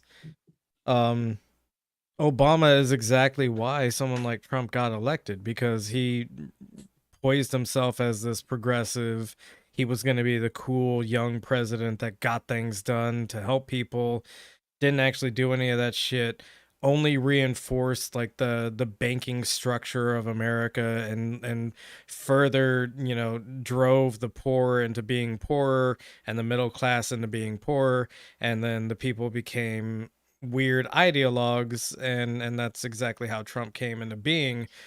So yeah, Obama created Trump and Macron created Le Pen. These are happening just like 4 years apart from each other, really. Arguably Putin created Trump, but also did he do this bad? I mean, for people outside of it, they're like, if you're French and you have to vote right now and you think, well, what would we have? Trump? would have a female French Trump with better hair? Low bar. Arguably. Yeah. Low bar, I know. And yeah, do you know what I mean though? It's like, I get it. He also created that appeal and that possibility, suddenly. Speaking of Trumpian, Brigitte Macron goes to the same fucking tan salon as Donald Trump does, apparently. The same spray tanning salon. Yeah. They get the same color foundation. Yeah. Yeah, it's actually wild because for the listener, John always has this beautiful kind of orange red light kind of pouring over his just delicious. But you can tell that's not his natural tone. It's a lighting tone, right? Well, that's what's happening here, though, is that he's only slightly oranger than she is. Mm-hmm. It's fucking wild. Yeah. She's in like broad daylight, like. She's not using. What do you call that lighting that you're using? It's not bisexual lighting, obviously. It used to be bisexual lighting. Yeah, now it's just the fires of hell. Yeah, it's what happens to bisexuals when they die. Yep. I think, guys, you're being a bit unfair with Brigitte Macron. I think she looks amazing. She's 100. Yeah. For such an old woman, she looks pretty good for having died 10 years ago. Have you seen more attractive child molester? It's a real French thing. What is I don't know if you heard age? of Ghislaine Maxwell? What is the age gap between them? And I'm not shaming people who have age gap relationships, but it's very weird when the person you're married to used to be your teacher. I think there's some predation happening there. It's the only thing I don't like Macron for, or don't dislike Macron for. Sorry, go on. No, is that he fucked his teacher. I don't know. I think it rules. No, I'm fine with that. But then, like, you're a teacher, nobody fucked you. I think it's over. I think it's about 25-year age gap. Oh wow, that is significant. Yeah, I've been there, done that. I had to look up how tall Macron is because that's how I determine if I'm going to respect someone. And, hey, fuck you, buddy. Short king in the house. Sorry. No, anyone under 5 feet I respect. Out of it's just a thing. But but I found out that he's 5'8", which is a beautiful height. It's actually a height that I like to refer to as girlfriend height. Oh well. Cool. Good. It's not even my preference, just just throwing that out there. Ladies, he's single. Nobody's listening to this. That's female. But there's only one of them, but I'm talking to them, already here. Listening. But I'm sorry. So you 24 years age gap. Was that 24 years age gap? They met when he was 17. See, that's not cool. That's so funny. It's legal. Hey, thanks, French philosophers. Thanks, Theory Graham. No, I mean this is a rule of thumb that comes from it comes from the depths of the internet, but it is a reliable mathematical formula to determine if the age gap is creepy or not. And I've crunched these numbers a lot, and it actually does work. But it's your age as the elder person divided by 2 plus 7. And that works very reliably, I find. Yeah, like you can find. That means like you're not allowed to date if you're younger than 14, which is good. I'm fine with that. What was that? That means if you're younger than 13, you can't date. Because it makes it lower than 7. It works. Listen, forge it. Yeah. Anyway, wait. But you guys mentioned Obama, and I've been trying so hard not to fucking fall apart laughing at this thought that popped into my head way before you guys mentioned Obama, and I don't know why this popped into my head, but I've been trying so hard not to laugh at it, and I feel like I need to just express it to get it out of my mind so I can stop staring at myself in the camera trying not to laugh. Okay? All right? Now I've built it up. No, it's not going to be funny. Yep. Okay? I already spaced out. It's it's Barack Obama as a gender reassignment surgeon, and he tells you, if you like your dick, you could keep it. Oh, it's the Obamacare thing, but see, it soon as God damn it. Maybe he would say you now I'm can not keep going to be it laughing at it anymore. 4 more years. So you can have it for 4 more years. Yeah, but I mean, honestly, Obama's saying that about anything is funny to me. Yeah, but speaking of dicks, no, I won't be laughing. John, let's go to our full screen it, please. Oh yeah, all right, cool. A lot of people have made some hay about this. I think this that's is a turn an of phrase. amazing image, by the way. Yeah, no, this is better hilarious. than the light on the dick one. Tucker Carlson does documentaries. And this one it's season 2. It's the trailer of season 2, The End of Men. And what he's lamenting is that, you know, we just don't have strong men anymore. What happened to the strong men? And this is the trailer for it. Let's try to go the entire trailer without interrupting, and then we'll talk afterwards. I think you need to see it in its entirety to really grasp what's happening here. John, please go ahead. I welcome this opportunity to speak to the people of America about a subject which I believe to be most important, and that is the subject of physical fitness.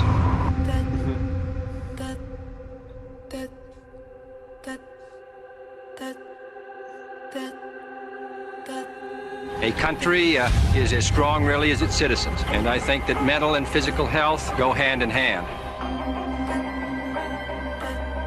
There is nothing, I think, more unfortunate than to have soft, chubby, fat-looking children. I hope that all of you will join, and everybody in the United States, to make sure that our children participate fully in a vigorous and adventurous life which is possible for them in this very rich country of ours. There's been a 50% decline in sperm counts in the last 40 years, along with a precipitous decline in testosterone production. We're headed for a calamity, and that's not hyperbole, it's not exaggeration, it's just a mathematical fact. Would you recommend young men to tan their balls? To what?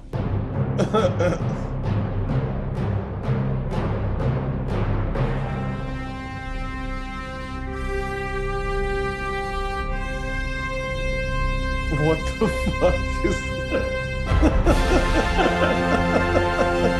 Once a society collapses, then you're in hard times. Well, hard iron sharpens iron, as they say, and those hard times inevitably produce men who are tough, men who are resourceful, men who are strong enough to survive. And then they go on to re-establish order, and so the cycle begins again.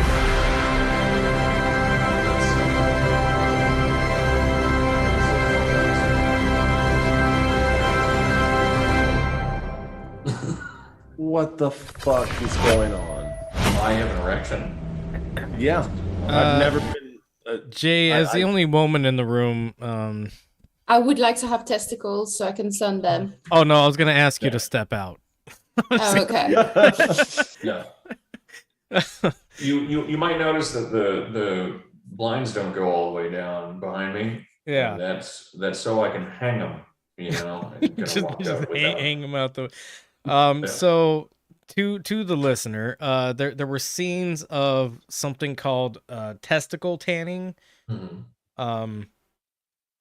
which is very weird and kind of homoerotic for a very straight guy like Tucker Carlson. Well, there's all that wrestling and like naked, the wrestling, the naked buttocks of men. There is somehow gayer shit in there than the testicle tanning and the wrestling. Yeah. I don't know what to say about that, honestly. Yeah, it's cool. I think it I mean, I'm gonna watch it. I genuinely will. I probably will too. Yeah, I'm gonna watch it, and I'm gonna keep my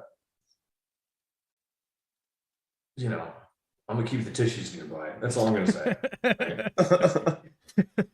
Although I don't sad. understand. It's Do you want to tragic. explain why? I don't understand. Because it's sad that men have ended. You know, there aren't any men anymore, and we don't have men anymore. Yeah, you got to be. So cool I thought it was a guys. jerking off joke. Oh no, that would have been true if I was still a man. Do you guys know the Liver King? Oh yeah. Yeah, no, we religiously follow Liver King. We do, actually. It's weird. I follow another one, but I'm not going to say the name because I don't want to give him clout. And I feel dirty just watching his stories. It's the same shit, and it's just. We were talking about Zemo earlier and his relationship to women. It's quite similar. You're here to breed and to make me food. Well, I'll eat raw beef. All right. I don't understand men. It's so funny because I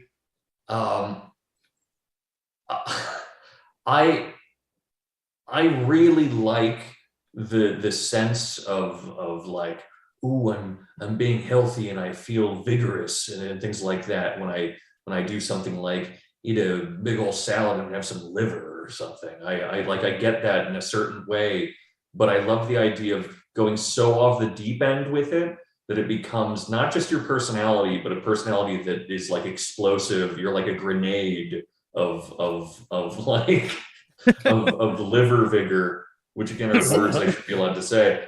But yeah, just amazing. It's so good. It's that rules. I find it fascinating because so they don't eat salad. That's even weird. Yeah. So and they argue that like science is lying to you. Only eating eggs, cow's milk, and liver is good for you.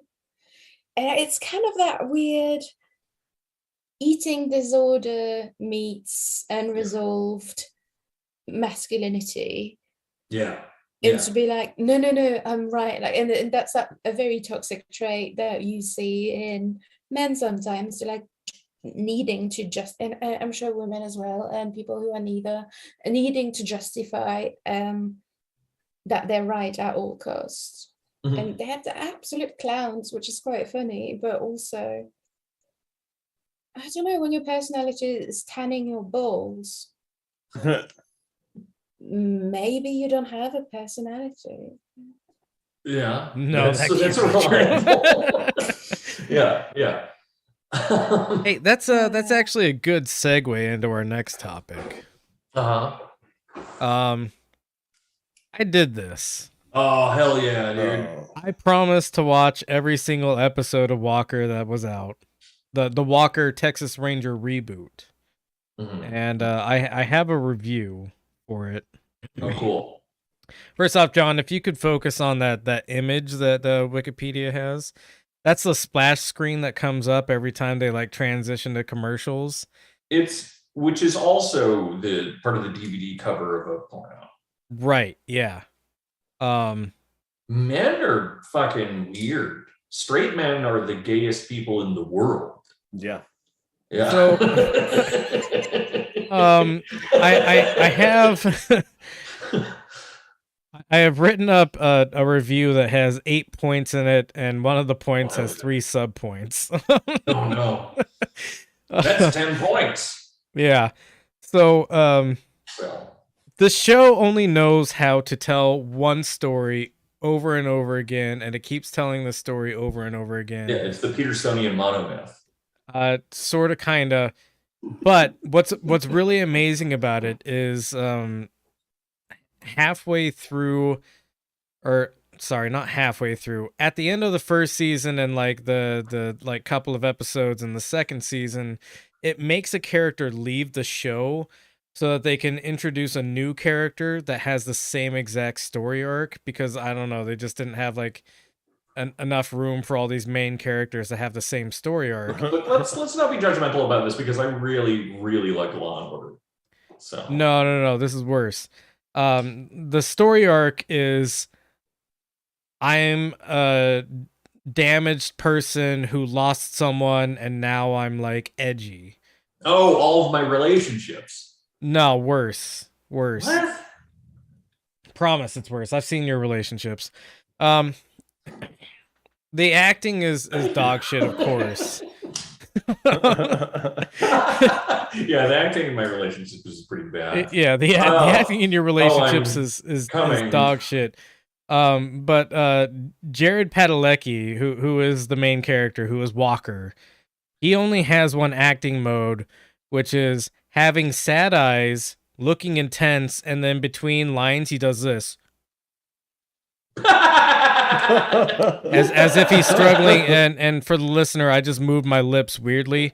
He's like swishing Listerine. Yeah, no, that's what he looks like when he's like giving lines. He'll say something, and then there's supposed to be like a dramatic pause, and he'll be like, as if he's like struggling to keep something in because he doesn't want to say it. Is it actually a lip thing, or is it like the muscles on his like jaw? It's a little bit of the jaw, but it is actually a lot of the lip too. So one of my I have this really weird intense memory of when Gore ended up finally submitting that he had lost the presidential race that he won. Yeah. And when he gave that speech, the camera stayed on him for like way too long afterwards. And you could see him tensing and relaxing those jaw muscles. And it was the most uncomfortable, weird moment. And it stuck with me since then. And, I was like in, I don't know, early middle school or something when that happened. Right. So, yeah, there's something about that. But the Listerine swishing, weird.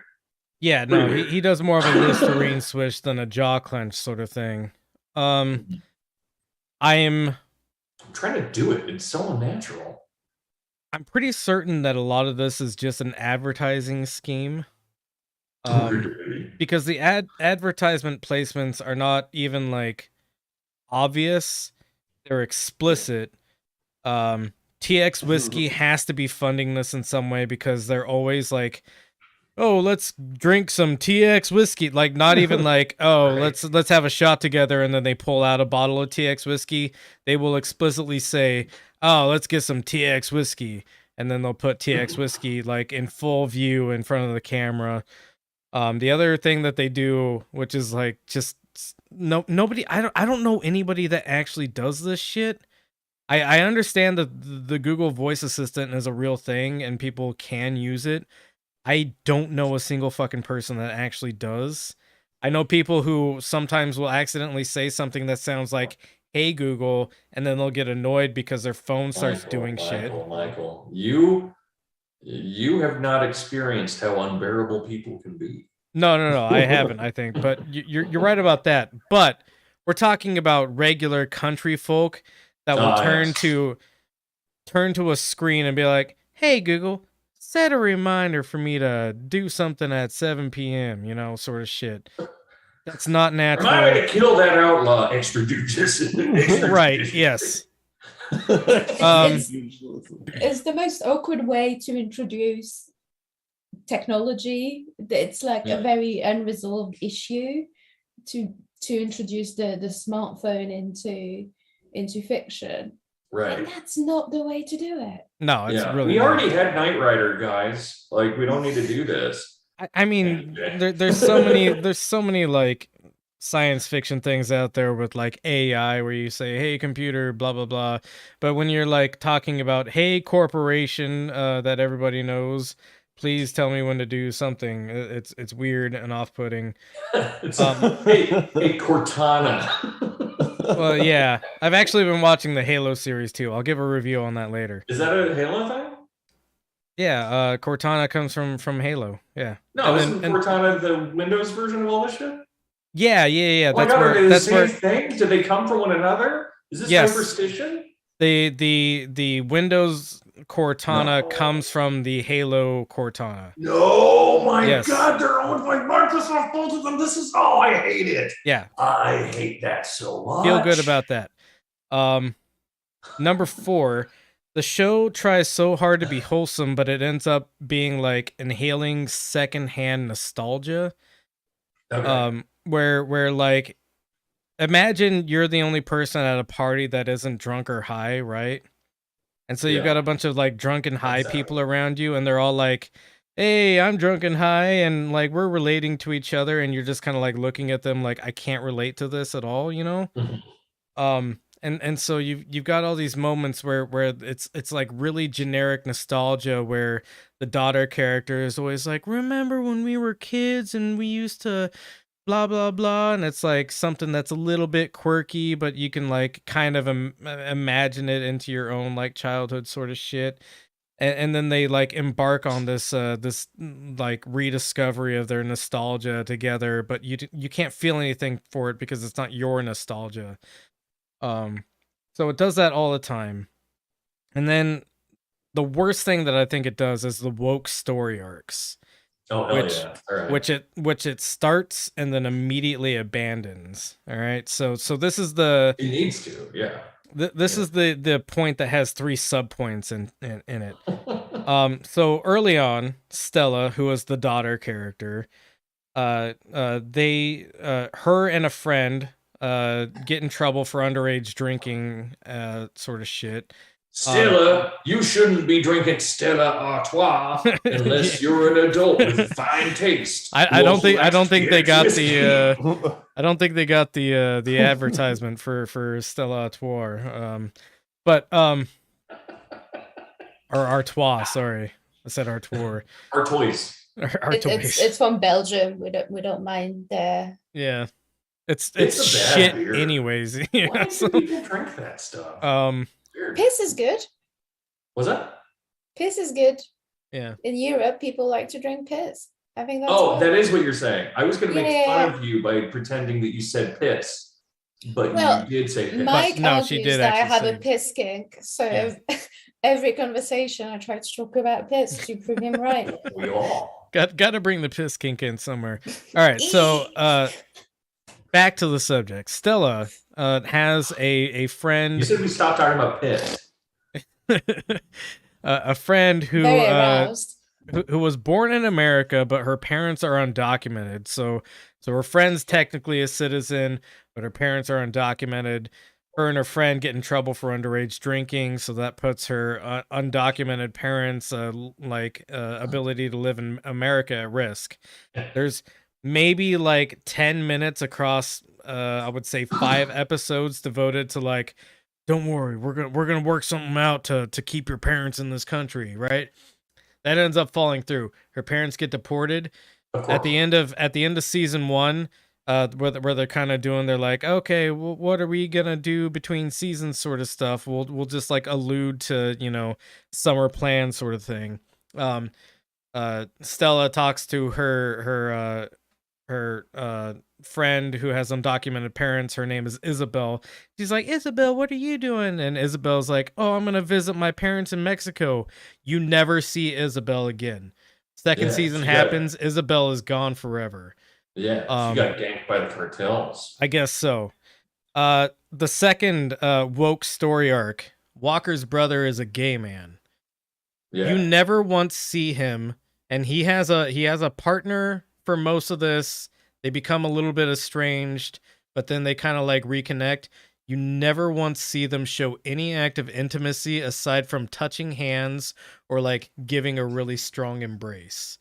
There's not like there's no blowjobs, there's no anal sex. I mean, no like cum shots on well, face so or lower back. You might think that this is like a family show where there's no like reference to sex or anything like that. Men have missionary style sex too. They do. You know, they do. It's a thing. It's okay. There's plenty of scenes of straight couples showing like physical affection to each other and everything like that. But you know, this woke story arc of Walker's brother is gay never once sees any kind of physical, like emotional contact, any kind of physical sexual contact between these two gay men. It's just, I'm gay and you're my gay lover, and all we do is lightly touch hands across the table every now and then. Well, you know who this is made for, and also why you have the weird secondhand nostalgia. It's made for a very specific type of television watching audience, which is like white, lower middle class matriarchs, and like their husband that maybe walks into the room occasionally. And no, honey, I'm not watching gay stuff. Yeah, right. and she wants to feel like she's a little bit more advanced, right? Yeah, beyond like where she is, because my husband's a little bit of an oaf, but you know, Yeah. I'm you know, I'm a little bit more sensitive, right? Exactly. But if you saw like two men kiss or something, it would be like this show is on TV. Yeah, I think I like it's how we've gone like I don't know, 2 years on this podcast without devolving into making fun of people for having like Southern accents, and then Walker, Texas Ranger, fucks everything up for us. I can't help it. I think it's a good reading, but I like the idea that it's simply the writers didn't know what gay men do. So just like, Yeah. let them hold hands. Give them like hold hands and shit, right? That's what they do. You couldn't make them kiss, that wouldn't work. No son of mine's gonna buy a Game Boy. So the other weird thing that happens all the time is that there's a lot of drama between characters, right? But that drama doesn't last for more than like 5 minutes, and we're talking like drama on the level of like you killed my paw sort of shit. But like the drama between these characters doesn't last for like more than 5 minutes of an episode. Because for some reason or another, they all hang out at the same bar. And mind you, this is set in Austin, Texas. And John, you're a native of Texas. Is there more than one bar in Austin, Texas? Yeah, it's like made out of bars. Right, exactly. They all go to the same fucking bar. They all go to the same fucking bar in Austin, Texas, and somehow it's completely unavoidable that they keep running into each other all the fucking time. Doesn't make any fucking sense when we're talking about the scale of literally you killed my paw sort of drama between families, and they're still like, yeah, I'll see you at the Sidestep. That's a bar that they go to. I'll see you at the Sidestep at noon for drinks. Like, why? Why would you these are mortal enemy families sort of shit. You know what would have solved every problem on this show, all the ones that you've already said, and I think all the ones you're still about to. Right. And if people listen to the last episode, they might know where I'm going with this. If Walker was played by Walton Goggins. He's got too many teeth to hate, really. Perfect. His personality would somehow wash all this away, and I would actually become a big fan of the show. All right. He's never been in anything bad, I promise you. It's the amount of teeth. Except for the amount of teeth. Some of which he may have stolen. The amount of teeth is what keeps the bad away. Oh, okay. It's a bad protective shows barrier. And movies are afraid of extra teeths. Did you see the picture of him with the missing front teeth? No. He got into an accident. Yeah, I know this. It's this a story, horrible one, and so he's missing his front teeth. So like, all right, John, you're allowed to look up Walton Goggins' teeth missing. While I give my last 2 points, my second and last point is everybody fucking knows each other somehow, and you know, I would understand if it was like localized to the Austin area where you're dealing with like a sphere of people who all belong to like the same like police group, right? But we're talking about like an assistant DA comes from out of town, and it turns out that her husband is somehow related to the family, but nobody ever knew about it until it comes out like late in the second season sort of shit. And somehow, like, despite the fact that he was related to the family in this way, nobody realized it until like it's revealed later on. they can't bump into like a random passerby without being like, oh shit, you're the guy who, I don't know, once set my horse's tail on fire or something like that. There's no like random encounter between characters or anything like that. It's all connected in some way, and it's annoyingly connected in some way, where it's like overemphasis on every character having some like deeply impactful role on everything. Rather than just being somebody that you like accidentally nudge elbows with. And do these people actually like live in the city of Austin, or do they like always depict them as going back home to a ranch? They always go back home to a ranch. Yeah, so they travel an hour away to find a ranch to live. But right. But somehow they always like teleport between all these locations, where Walker will be in like downtown Austin, and then he'll get a call from the ranch like, you need to get here quick, and then he just like appears there like within minutes. And I'm not talking like minutes in like showtime, because I get like cutting and editing and that sort of thing, but like minutes and like minutes and like the storyline time, where it's like they call him and he just like appears there. You know, somebody's got a gun pointed at his mother, and his mother's like, you need to get here quick, and he gets there before they pull the trigger on his mom, sort of shit. It doesn't make any sense. Yeah, he just jumps on the toll road. No, he's got a big Chevy, I think. I don't know. Well, I bet he has a big Chevy. It's a big truck. I have a question about a trope in that show that I see in a lot of US show like that. Yeah, Jay actually watched part of this with me. Yeah, I don't like myself. So the Walter, his wife's dead, and the kids don't have a mom. You said Walter? His name is Walker. I'm sorry. You're right. Walter, Texas Rangers. Yeah, nobody watched that show. Some guy named Walter. And there's quite a fair few American shows with those values, you know, like that try to be like good old values like that, where the mom is dead. So you have that as well in, what a reference, Full House. Right. And because we were talking earlier, not trying now to the dad is dead too. Well, yeah, but we were talking about electing your dad earlier, and now like there is that pattern in American shows and also in Disney where the mother's missing, and somehow by killing your mother, finally you can be a family unit. Right. Because she's such a talk bitch, about how that's right? fucked up? Yeah, I know, right? Oh, she was holding us all together and we didn't appreciate it. Yeah. And well, like now you don't need her, that you realize that you needed her and she's dead. Well, there's a funny battalion reading of this, which is that, thanks, Mike.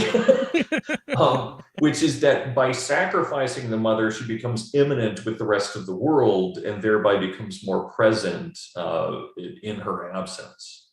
You know, this isn't something I meant to have as one of my points, but it's only because I forgot about it. The dead wife the dead wife shows up all the time in the show as this angelic figure with this weird yellow glow around her. That rules. Jay's seen this. It's a piss glow. We called it the piss glow. It's like yellow. It's like it's yellow. It showers down around her. It's hilarious. I think the makeup department dipped her in piss. Yeah. Just look up Walker. Walker piss kink wife. And then Emily is her name. Texas Bull. So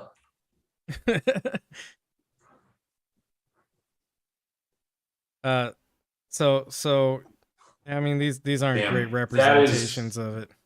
That is someone that likes piss though. You can it's worse in the show. Yeah. But the last point I have before we move on to something better. What could be better than this?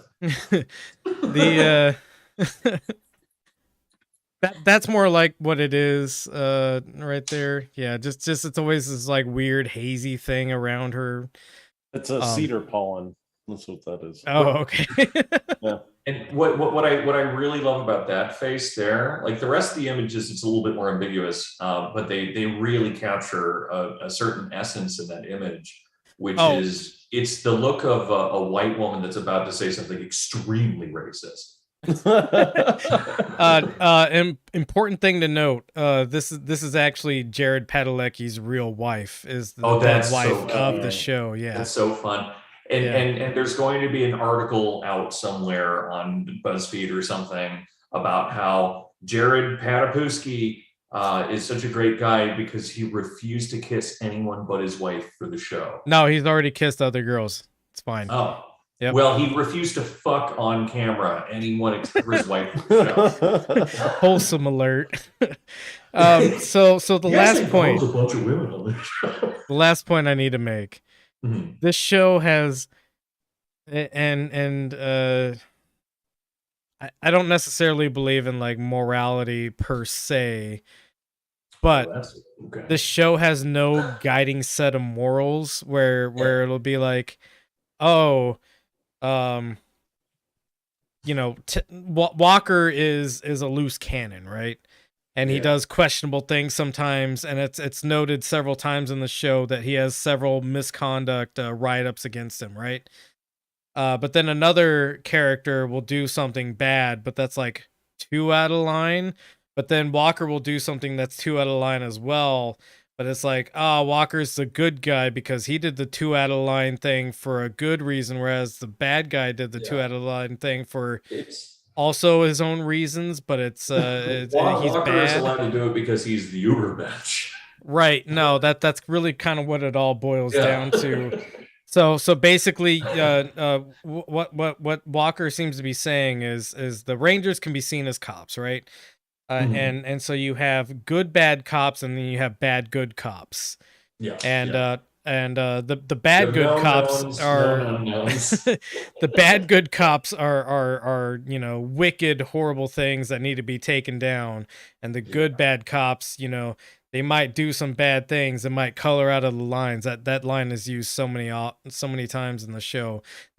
Walker, you color outside the lines, but god damn it, you always do the right thing. Speaking to him like he's a kindergartner.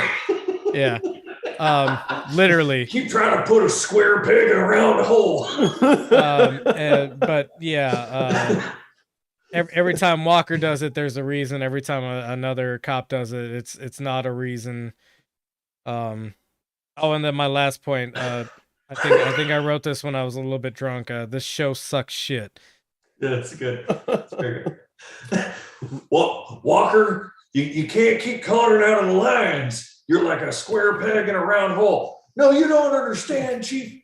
Fuck you, Walker. No, she was trying to drink my juice box. You just can't take a man's animal crackers, bitch. That being said, we involve shooting. Wow. We have one more link to get to. We have 3 more links to get to. Yeah. I meant one more link to get to before I give up on this, bro. God damn it. Oh. Okay. Back to. So we're back at the Millennium Tower, one of our favorite subjects. Mm-hmm. John, if you could scroll down a little bit to not this video, but the one below it, I believe is what we're looking for. Mm-hmm. Yeah, that one. So when we last left off on the saga of the Millennium Tower, they were doing a bunch of digging, and then some people who know shit about how the ground works are like, digging a lot is probably a very dangerous move right now. You're going to lose a lot of your lateral support, and the thing's probably going to sink more. Well, hold on. I played Jenga a few times, and what I know is that if you want to be real successful at the game, you need to aim as low as you can. You just take out all the pieces at the bottom. Yeah. This is how I do life in general. I just aim as low as I can. Yeah. Fail. Also, what's really good in Jenga is if you put it on a dirt surface and then you dig around the tower several times. And you use What I love to do in Jenga is install hydraulics to push it over. So it's been a week of their digging campaign, and John, go ahead and play the video. Also tonight, the sinking appears to be accelerating. Our investigative unit uncovered recent data that shows the Millennium Tower has dropped nearly another 1/10 of an inch in just 1 week. And that may not seem like a lot, but experts fear it's a sign of more sinking and tilting to come. Sinking is happening while crews work on a fix for the tower. Crews are digging around the base of the building so they can extend the existing concrete mat foundation and tie it to piles anchored into the bedrock. Experts tell us, our investigative unit, that an additional 1/10 of an inch of sinking could indicate sinking will continue as crews move earth around the base of the tower for weeks to come. So far, the Millennium Tower has sunk 20 inches at the building's northwest corner, which is causing it to lean a total of 27 inches in that direction. Holy shit. Joining us now is investigative reporter Jackson Vanderbecken. Jackson, obviously, there's a lot going on here. There's more sinking on top of the leaning, and this is complicated. Can you just explain to us simply what's the worry here now? The worry is that if they take away soil from the side of the building, where the building is leaning towards Fremont Street, the more soil you remove from the side, the more the building might want to lean that way. It kind of makes sort of sense that the mat, which is a slab 10 foot thick, it will push against the soil next to it, and the soil will push back. But if you take that soil away, it's not going to do as well offsetting the mat, and might want to lean more. All right, so no battle with the soil. That's what they're trying to figure out. What's the building's engineer saying about this? Are they worried, and do they actually think this fix is really going to work?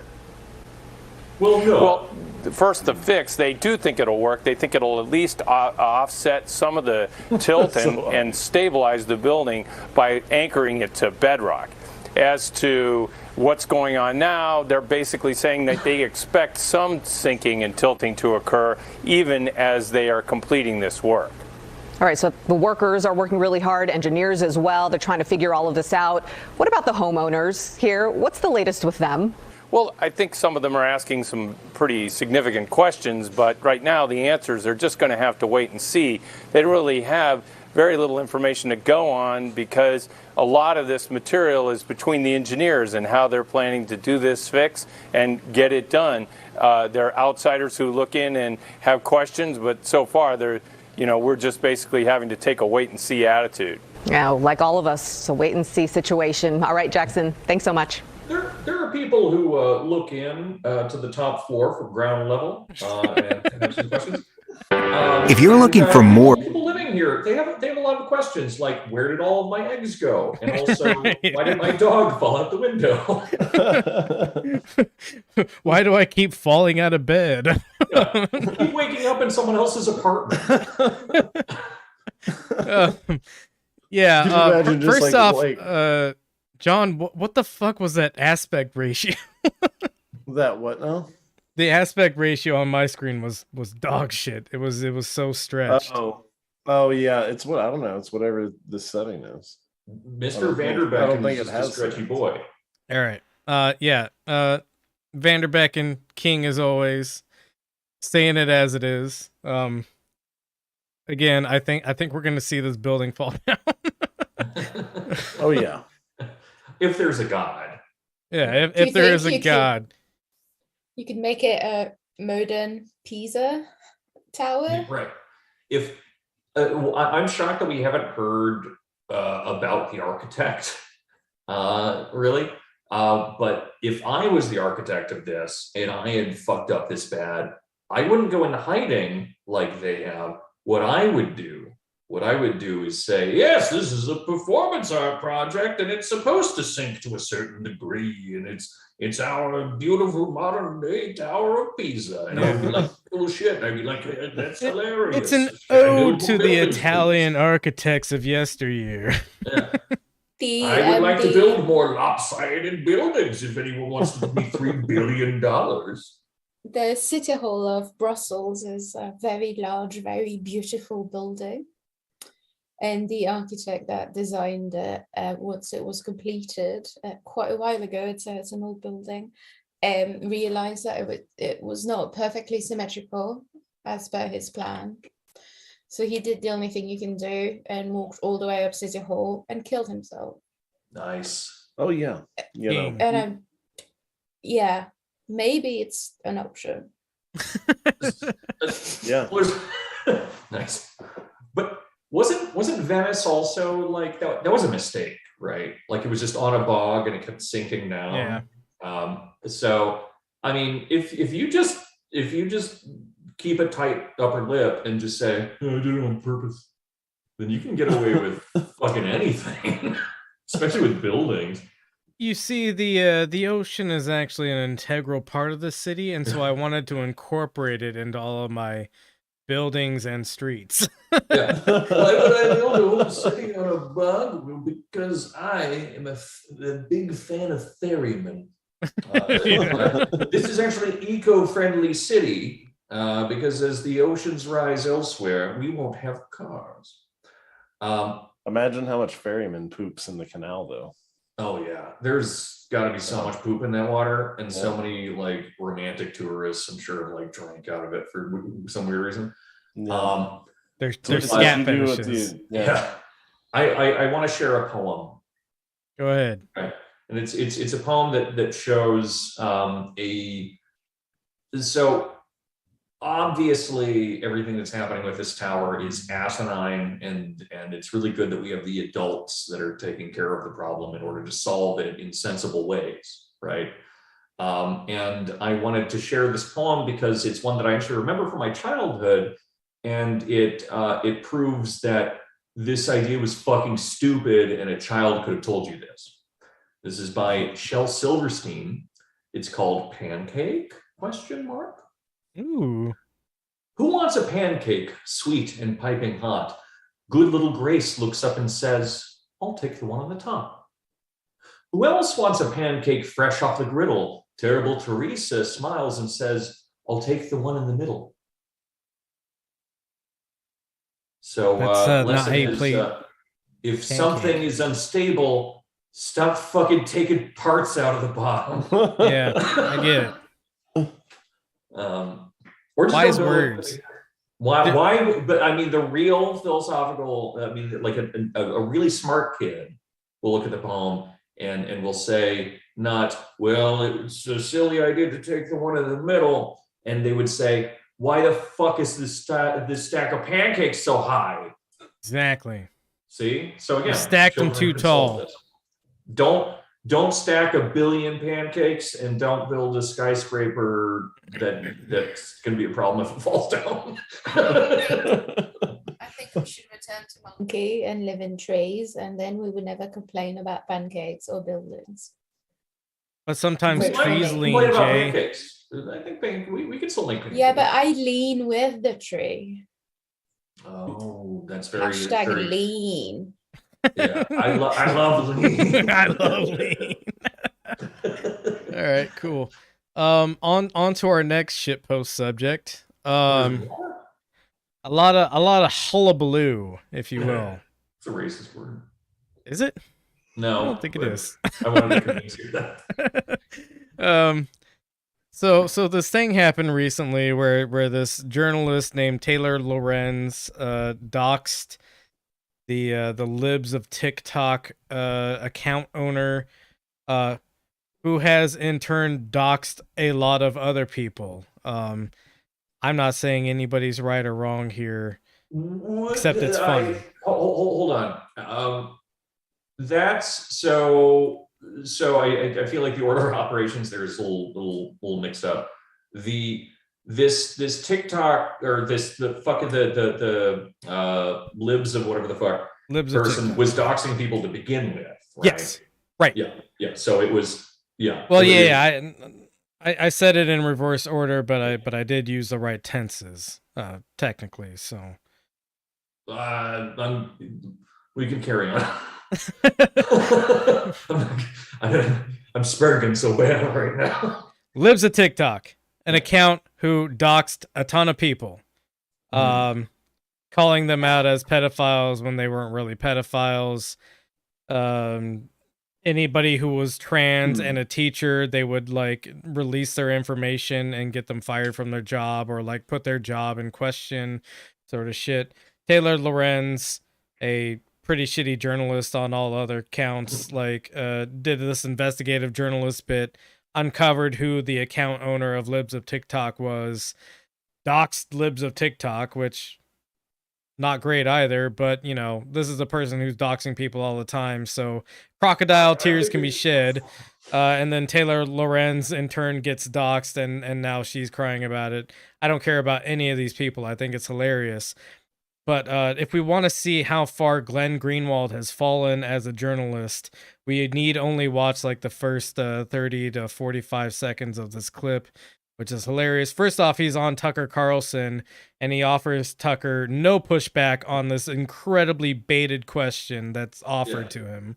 And also, he's on Tucker Carlson all the fucking time. Yeah, that which is a weird thing that he does now, is he's on Tucker Carlson a lot. And, there's an argument for doing that, but there's an argument for doing that if you combat Tucker Carlson.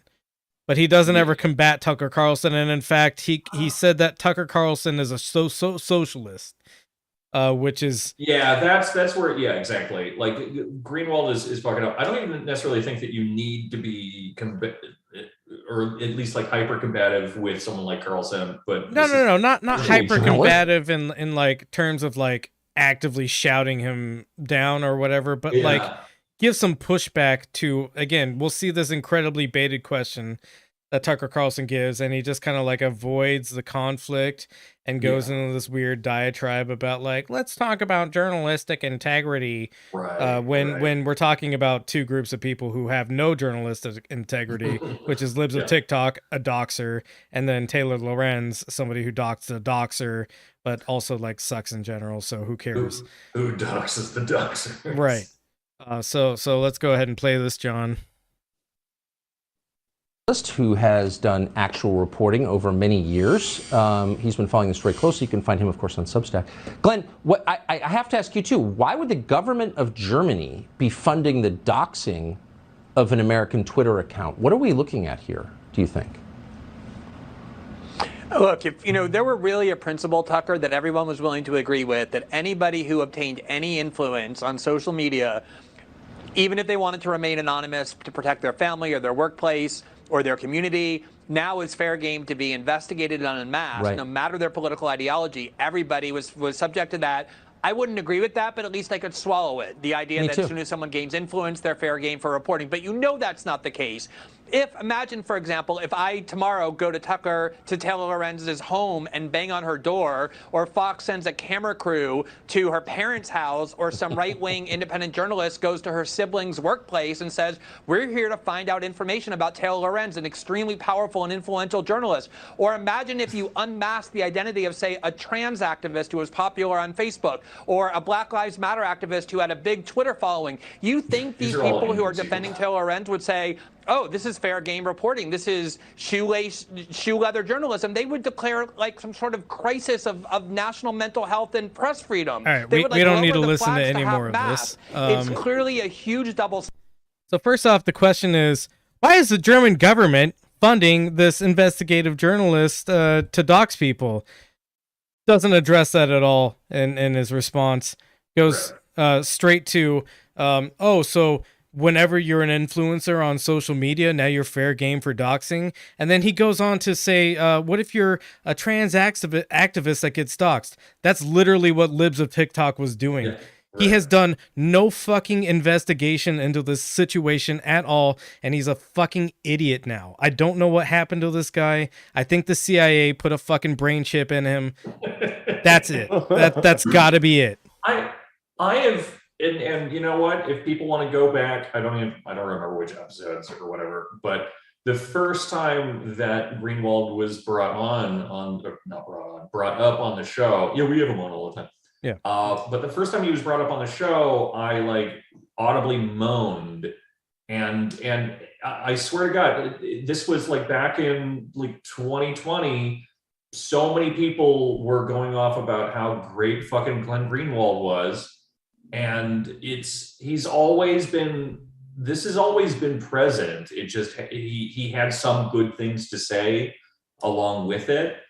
And that's just becoming rarer and rarer and rarer. I think that's why we originally brought him up on the podcast, was to say this guy did some good things, but now he's like completely fucking lost in the sauce of things.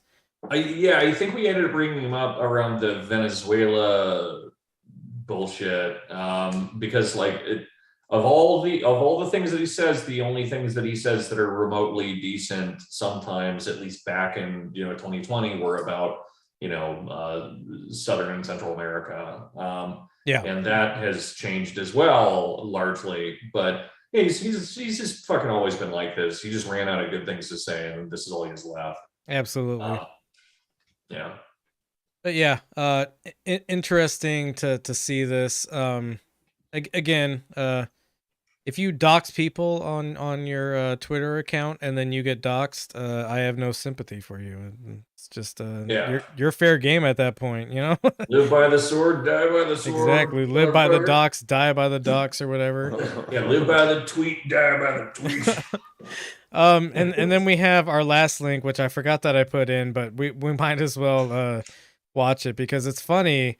And this kind of goes back into like the populist message that someone like Le Pen is offering to people, where you have DeSantis kind of offering this like populist sort of message to the people of Florida, but like couched in like deeply anti-trans sort of racist rhetoric.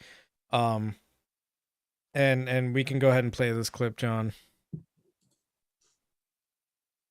One step closer to stripping Disney of its special status. It all comes out of a fight over the so-called Don't Say Gay law.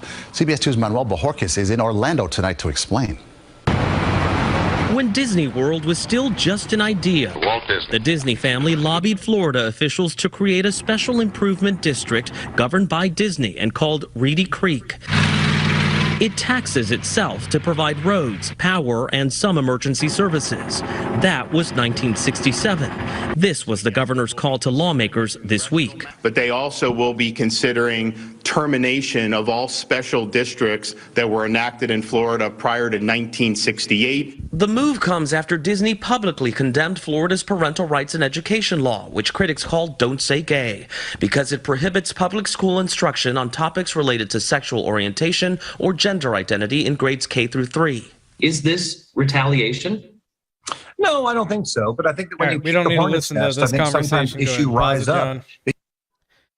So basically, weirdly, the Republicans are doing an anti-corporate thing, but they're of course doing it in the worst way possible, which is that Disney has always had this special district status where it's basically its own little government in this area, and instead of like dismantling that because that's a bad idea and we shouldn't allow that to happen, they're dismantling it because Disney made this weird performative like push to denounce the Don't Say Gay bill that was passed in Florida.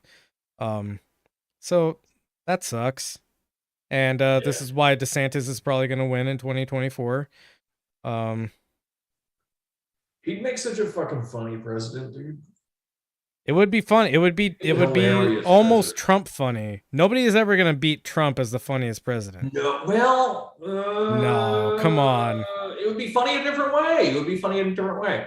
Like Biden is fucking funny as shit too, but I've got a sound clip for that. All men and women created by you know the thing. Yeah. So yeah, I don't know. Yeah, I think we should vote for him. No, I don't think we should vote for him. Let's get DeSantis as president of the United States, 2024 through 2050, whatever the fuck. I don't know how to. Yeah, because he's gonna change the rules, and it'll be cool. Yeah, until 2050,000. We're going to change how time works and also the way that the election cycle functions. I think that we should we're going to make America atemporal again. What were you saying, John? I was going to say, if we change the rules for DeSantos to reign for 10,000 years, we should weekend at Bernie's it for 10,000 years. Yeah, like that's who will be the head of the government. We're gonna do some Warhammer 40,000 shit with DeSantis as the God King Emperor. right. I think you should do it in a Mickey Mouse costume, but with the head off. Yeah, with a throne, with a throne made out of gay bones. But only because Mickey Mouse is gay now. Yeah, he's wearing a crown of thorns. It's always been very weird. Oh, did he? I really hope that there's like drama where he like divorced Minnie. And like, I'm sorry, I got caught at the glory hole, and this is how you found out.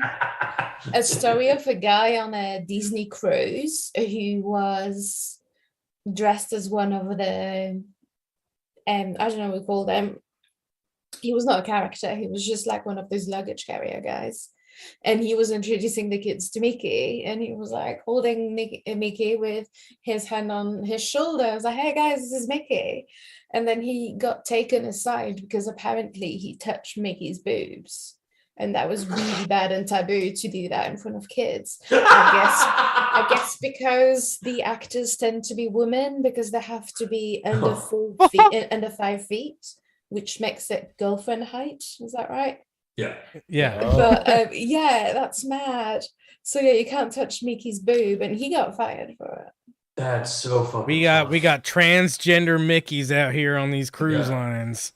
They're just talking on all the deliciousness that Disney always produces. Have you guys seen the amount of serial murders and just awful murders that have happened in Celebration?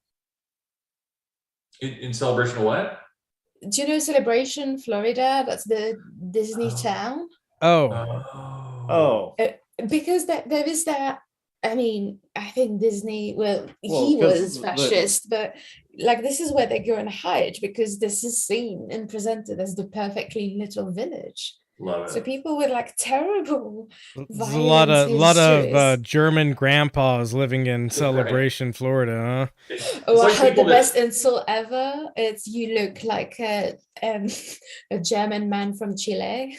I mean, that's why like Orange County exists, so that like fucking psychopaths can live in tract housing. Well, cool. That's all I had.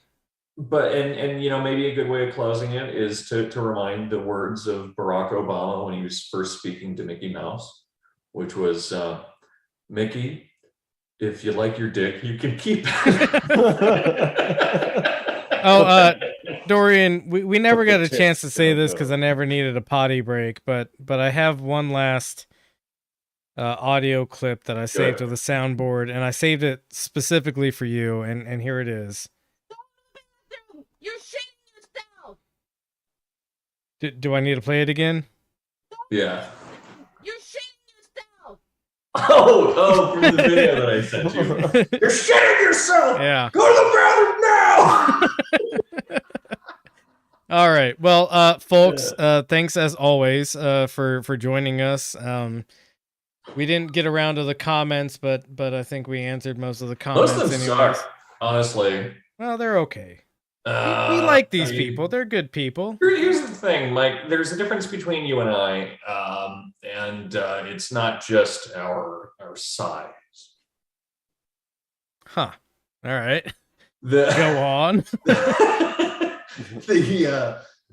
Actually first good compliment. First good comment.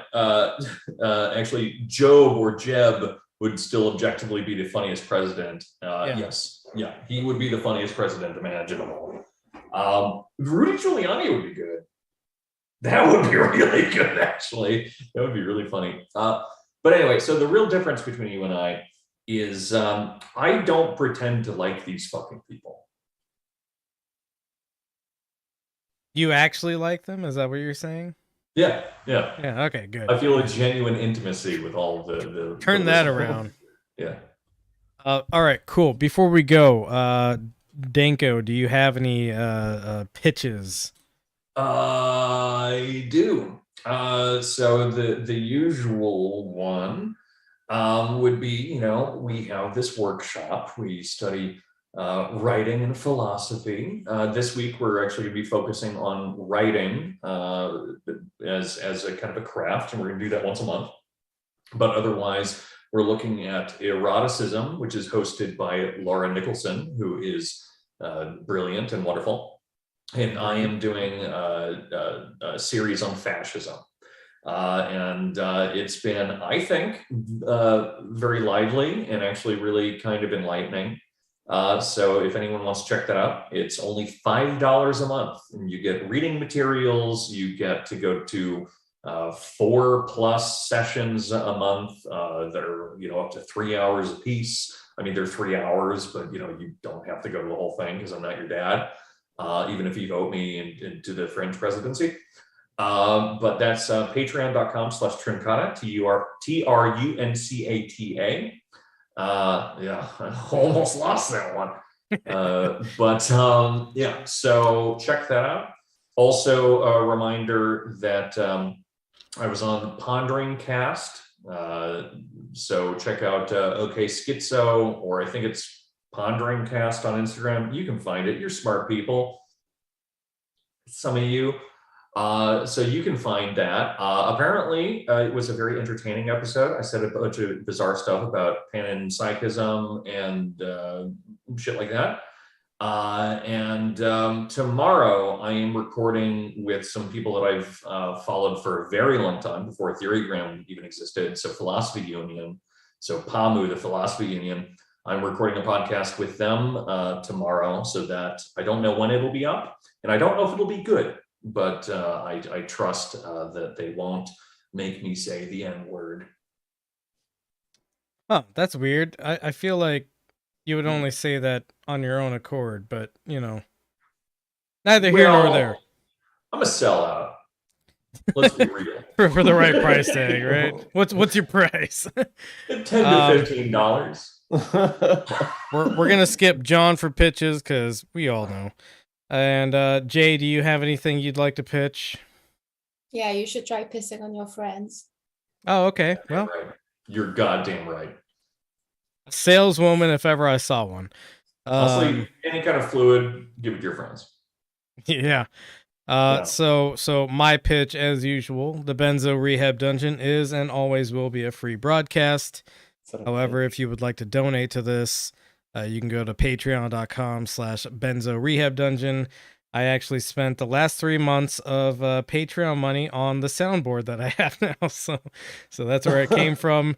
I always say that I'll use the money to improve the broadcast. I don't think I necessarily did that this time, but it exists now. But you did spend all $3. Well, I did spend all $3 on this soundboard, and that's where we are now. I think me and Dorian are both owed a third of a soundboard. I think that's true, actually. Yeah. It's possible. Because if you guys want me to stop sounding like I'm in the inside of a wooden box, yeah, we'll work something out now that I have all the gadgets I need. Yeah, to impress you. Or I can just be an adult and buy my own toys. No, that's fine. We'll talk about it. As always, we love you. Please take your medicine. Please take mine too. And share some with your friends. God, Nothing, Jay. Yeah, you didn't plan for this. Piss on people. Piss on people. Great. Have a good night, everybody. Thank you.